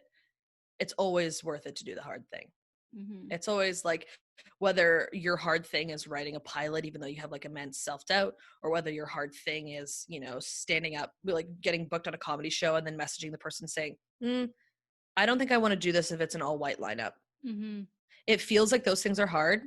They're really not in the grand scheme of the world when you put it into context of people fucking, you know, being underhoused, children in cages at the border, Armenia going through a second genocide. It's like, you can do this in comedy. You can certainly do this. This isn't surgery. Yeah. Exactly. You don't. Yeah, this isn't first draft of surgery. Final draft of surgery. This isn't your first draft of your quadruple bypass. This is comedy. Oh, fuck. Exactly. I love that. Oh, well, to wrap up with you, DJ, I had some like little quick questions for you at the end. All right, cool. So I find that I say quick questions, and then just like from my heart, I end up writing questions that I'm like, I hope this doesn't feel unfair if you want to give a longer answer. But I'm not known for my brevity, but I'm going to try and keep it tight. Yeah. As you can tell, all of my answers are like there's 2 hours we recorded and each answer has been 1 hour long. So this is for the second question that I've ever asked you. No, also, I mean, what, like, is that's like a podcast dream. Do I really want you coming on and saying 5-word answers? And I'm like, oh my God. You're like, what about JFL? And I'm like, it happened. Yeah. I'm like, close my computer. Yeah. That's like the whole Vogue 100 questions in 2 hours. That would be those answers. Okay. So my first, I'm quoting quick question. What is something that you want to be doing more of? I would love to write for narrative TV. I wrote a little bit. I mean, like I was doing a little bit of stuff with Gary, but 22 and Baroness, even though they're both amazing experiences and were so fun, they were sketch. And all the pilots I've written are narrative. I have a mix of ensemble comedies, ensemble/workplace comedies, and animation and stuff. I would love the opportunity to work in a room and learn from people who are very, have that experience and pitch story ideas and come with scripts and all that kind of fun stuff. All right, you heard it here. Hire her. Narrative TV. Narrative TV. Okay, what's something you want to be doing less of? Oh, good question. I feel like I have been doing less of it, but producing shows, because I've done it for years and years and years. And it is a great skill that any comedian should also produce a show at least once in their life to understand what both sides of it look like. But the misc work you have to do of putting together lineup isn't so bad, but then making promo for each person, each thing, promoting, making a Facebook event, making a Facebook page, making graphics, posting that all over the place, contacting press to be like, can you put that my show's happening in your thing, trying to get an audience, it's all of those inner workings. Yeah. I feel like I like those lists and checking things off, but I am much more fulfilled spending those hours and hours writing a script or, acting and the opportunities I get to do it. I love that. Yeah, I totally agree with you too. I love the lists. I love the scheduling. That part of producing, I find like I love it and it's so fulfilling, but I find sometimes producing, I love it. And then I get sucked in and then I'm like, oh wait, I'm also a performer. Like fuck, I got lost in all the gratification of like checking off this to-do list or like creating my Excel spreadsheet schedule or Google Docs or whatever, like making this beautiful poster. And then at the end, I'm like, oh fuck, am I supposed to perform in this too? Yeah, that was the whole fucking point. I produced this show. So I totally feel it. But I think, but I agree. I think it's such a valuable experience, even if you hate producing, to produce at least one show just to see, it just makes you a better performer, I think. Definitely. A better person to like work with. What's something you're proud of? Oh, something I'm proud of. Your eyes. Fuck, yeah. I'm like, what am I proud of? Really? Oh my God. I read your bio. I'm like, this is going to be the easiest one because she's like, I would be proud of like 1% of your. What am I proud of? I'm proud. I finished a new pilot at the end of September. And I'm proud of that. Congratulations. Thanks. It was my first animated pilot and it was really fun to write. And there was a bit of stress at the beginning of just being like, I picture this being like a live action drama. It's set in the medieval times. So it's like a live action drama, but a dragon gets killed in the literal first scene, which is like millions of dollars of CGI. Yeah, you're like, budget-wise, this will have to be animated. Exactly. Yeah. Semi what happened. And then I was like, oh no, animation. Like I love animation. I watched, especially my dad passed in June and I watched a lot of escapist stuff. I was watching, I like all of Miyazaki's movies. And then I've watched some anime before, but like got very into it, like Hunter x Hunter and Mob Psycho 100 and just these shows that are like Titan, fun, great stories. And animation outside of North America can be romances, coming of age stories, horrors, adventures, whereas in North America it's either kids TV or comedy and that's it. So I was like, you know what, I'm not gonna feel locked into what it should be. I'm just gonna write what I want. And at first my manager was like, okay, yeah, sure. And then I gave it to him and he's like, oh, this is fucking great. I was like, thank you. And he's like, honestly, like, I know whenever you work on something, you work extremely hard on it. So I was kind of like, is it worth your time to be working this thing? But it's really, really good. And I'm like, oh, thanks. Yeah. So yeah, I was like, well, it's good. I love that. Yeah. Oh, I can't wait to, I can't wait to watch that. I can't, spoiler alert, Dragon dies in the first season. Exactly. But I mean, that's a great thing about writing animation is like, when with my writing partners, we were brainstorming, like when we were brainstorming narrative series ideas, like TV show ideas, that was one thing. And then we started brainstorming animation. We were going to do this meeting. We're like, okay, let's brainstorm animation storylines. And for the first like couple minutes, we're like, oh wait, we could pitch this idea like that you would never pitch in a live action TV or like in a series with actual people in it, because there's no way we could get the budget to do that. But animated, my God, I've had like one Budweiser. You can do anything. Okay. Okay. Last, guilty pleasure. What's a guilty pleasure of yours? In general or in regards to comedy? In general. Okay. A guilty pleasure. I don't think oh, maybe yes. I was like, I don't think I feel guilt about anything that brings me pleasure anymore. Best answer, like, because I feel like I'm just gonna enjoy it, you know. That's and I don't think I do anything too fucked up. So yeah, that's what Nilu Handa said. She's like, I don't. Oh no, sorry, that's what Coco Galore said. She's like, I don't feel guilty, and I was like, that is the most Coco Galore answer I've ever heard. Love Coco. Love Coco. Hi Coco, love you.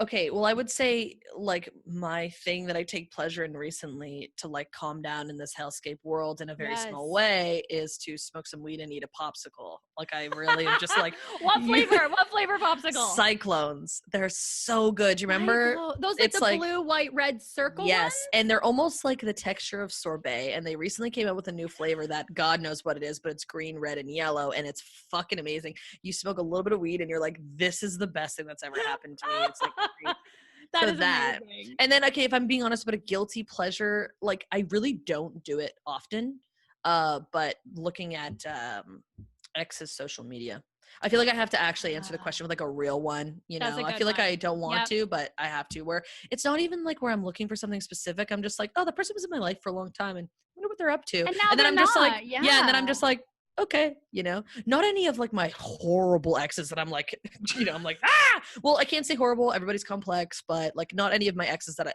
there's animosity or anything like that. But just like, you know, the ones where I'm just like, what's this person up to? You know? Yeah, because you're used to having status updates, and now those are gone. So just a little status update. I love that. Exactly. Okay, I have two left for you. Okay, show, podcast, or book that you're really into right now. Okay. A show that I'm watching Mob Psycho 100 right now, which is a anime. It's very funny, like irreverent, bizarre, stupid, great, and it's on Crunchyroll if you want to watch it. I feel like such a fucking loser.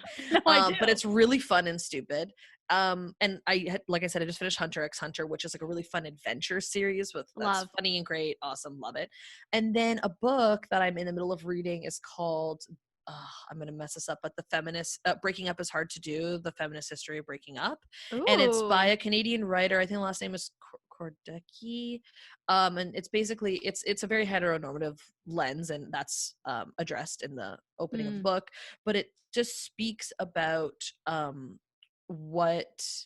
why marriage is a union that is so linked to we link it to inherent value, when in reality for many, many years it was to do with financial gain, and like when love gets involved into that, like what the expectations are when you're putting it on a partner of like supplying not only all these things that were normally broken up among many different people in someone's life are now you're supposed to find this one soulmate. And I'm not going through a breakup. I'm not thinking about relationships right now. I've actively been like, to people who are like hot and nice and funny who have asked me out, I've been like, I have depression because my dad died. I'm not doing this. I'm so sorry for your loss, DJ. I'm so sorry to hear that. Thank you. Well. Yeah, my thing is I talk about it so casually because it's just my life, but I do appreciate it. Thank you. That I'm not like in it right now. I feel like normally I read books on this stuff when I'm like in it. I'm having, I'm reading like Cheryl Strayed being like, I'm gonna survive, shit like this.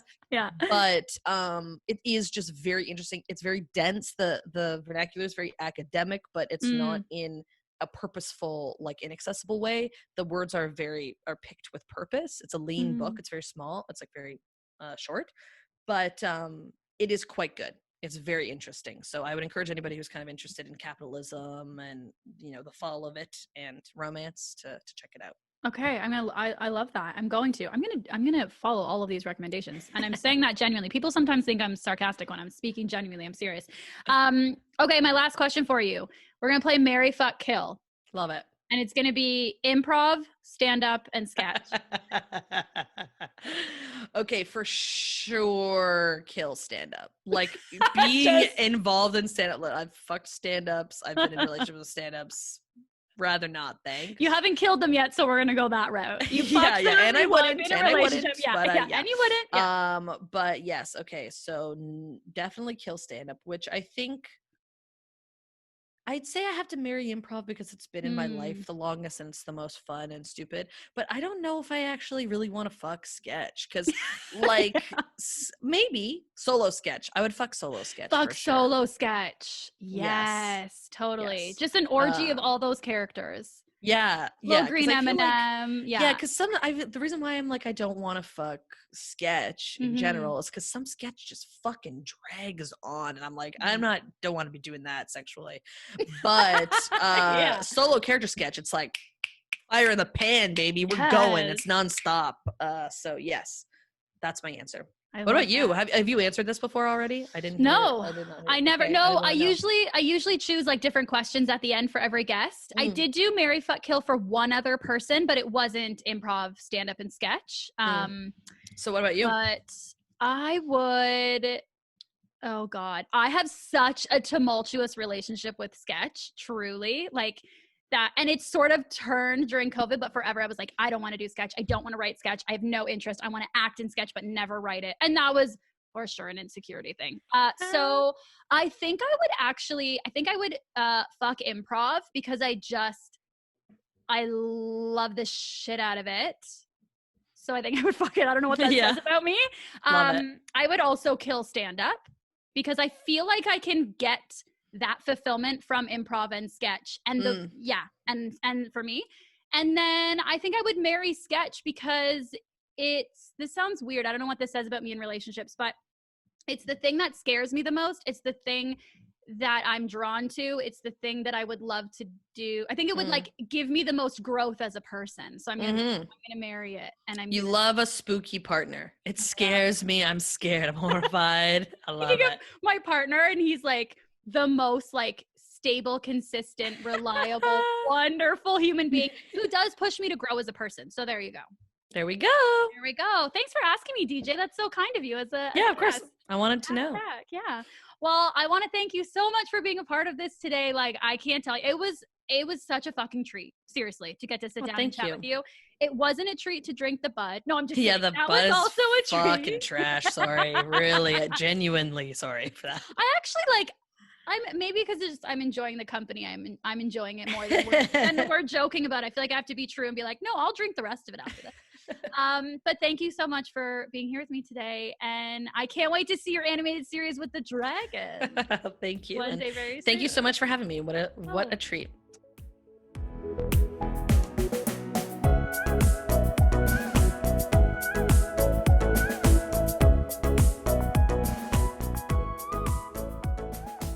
Thank you so much for listening to this episode of the Liquid Courage podcast. If you liked what you heard, please help me out by leaving a rating or a comment on your Apple Podcast app or on YouTube or wherever you might be listening from. And if you're like me and you have an awful memory, or you just don't want to have to remember when the next episode comes out, hit that subscribe button and the newest episode will automatically download for you. Just like magic. I love it. You can also follow the podcast on Instagram at Liquid Courage Podcast and on Twitter at Liquid C Podcast. And if you're still listening, I want to remind you that a pandemic is still taking place. And I don't say that to be a buzzkill or to scare you, but to ask you to please continue or start wearing your mask when you're out of your house and around other people. We should be treating people how we want to be treated. And if you want to be safe and healthy, respect the health and safety of the people around you. Please. Thanks again for listening. It means the world to me. Stay safe and take care.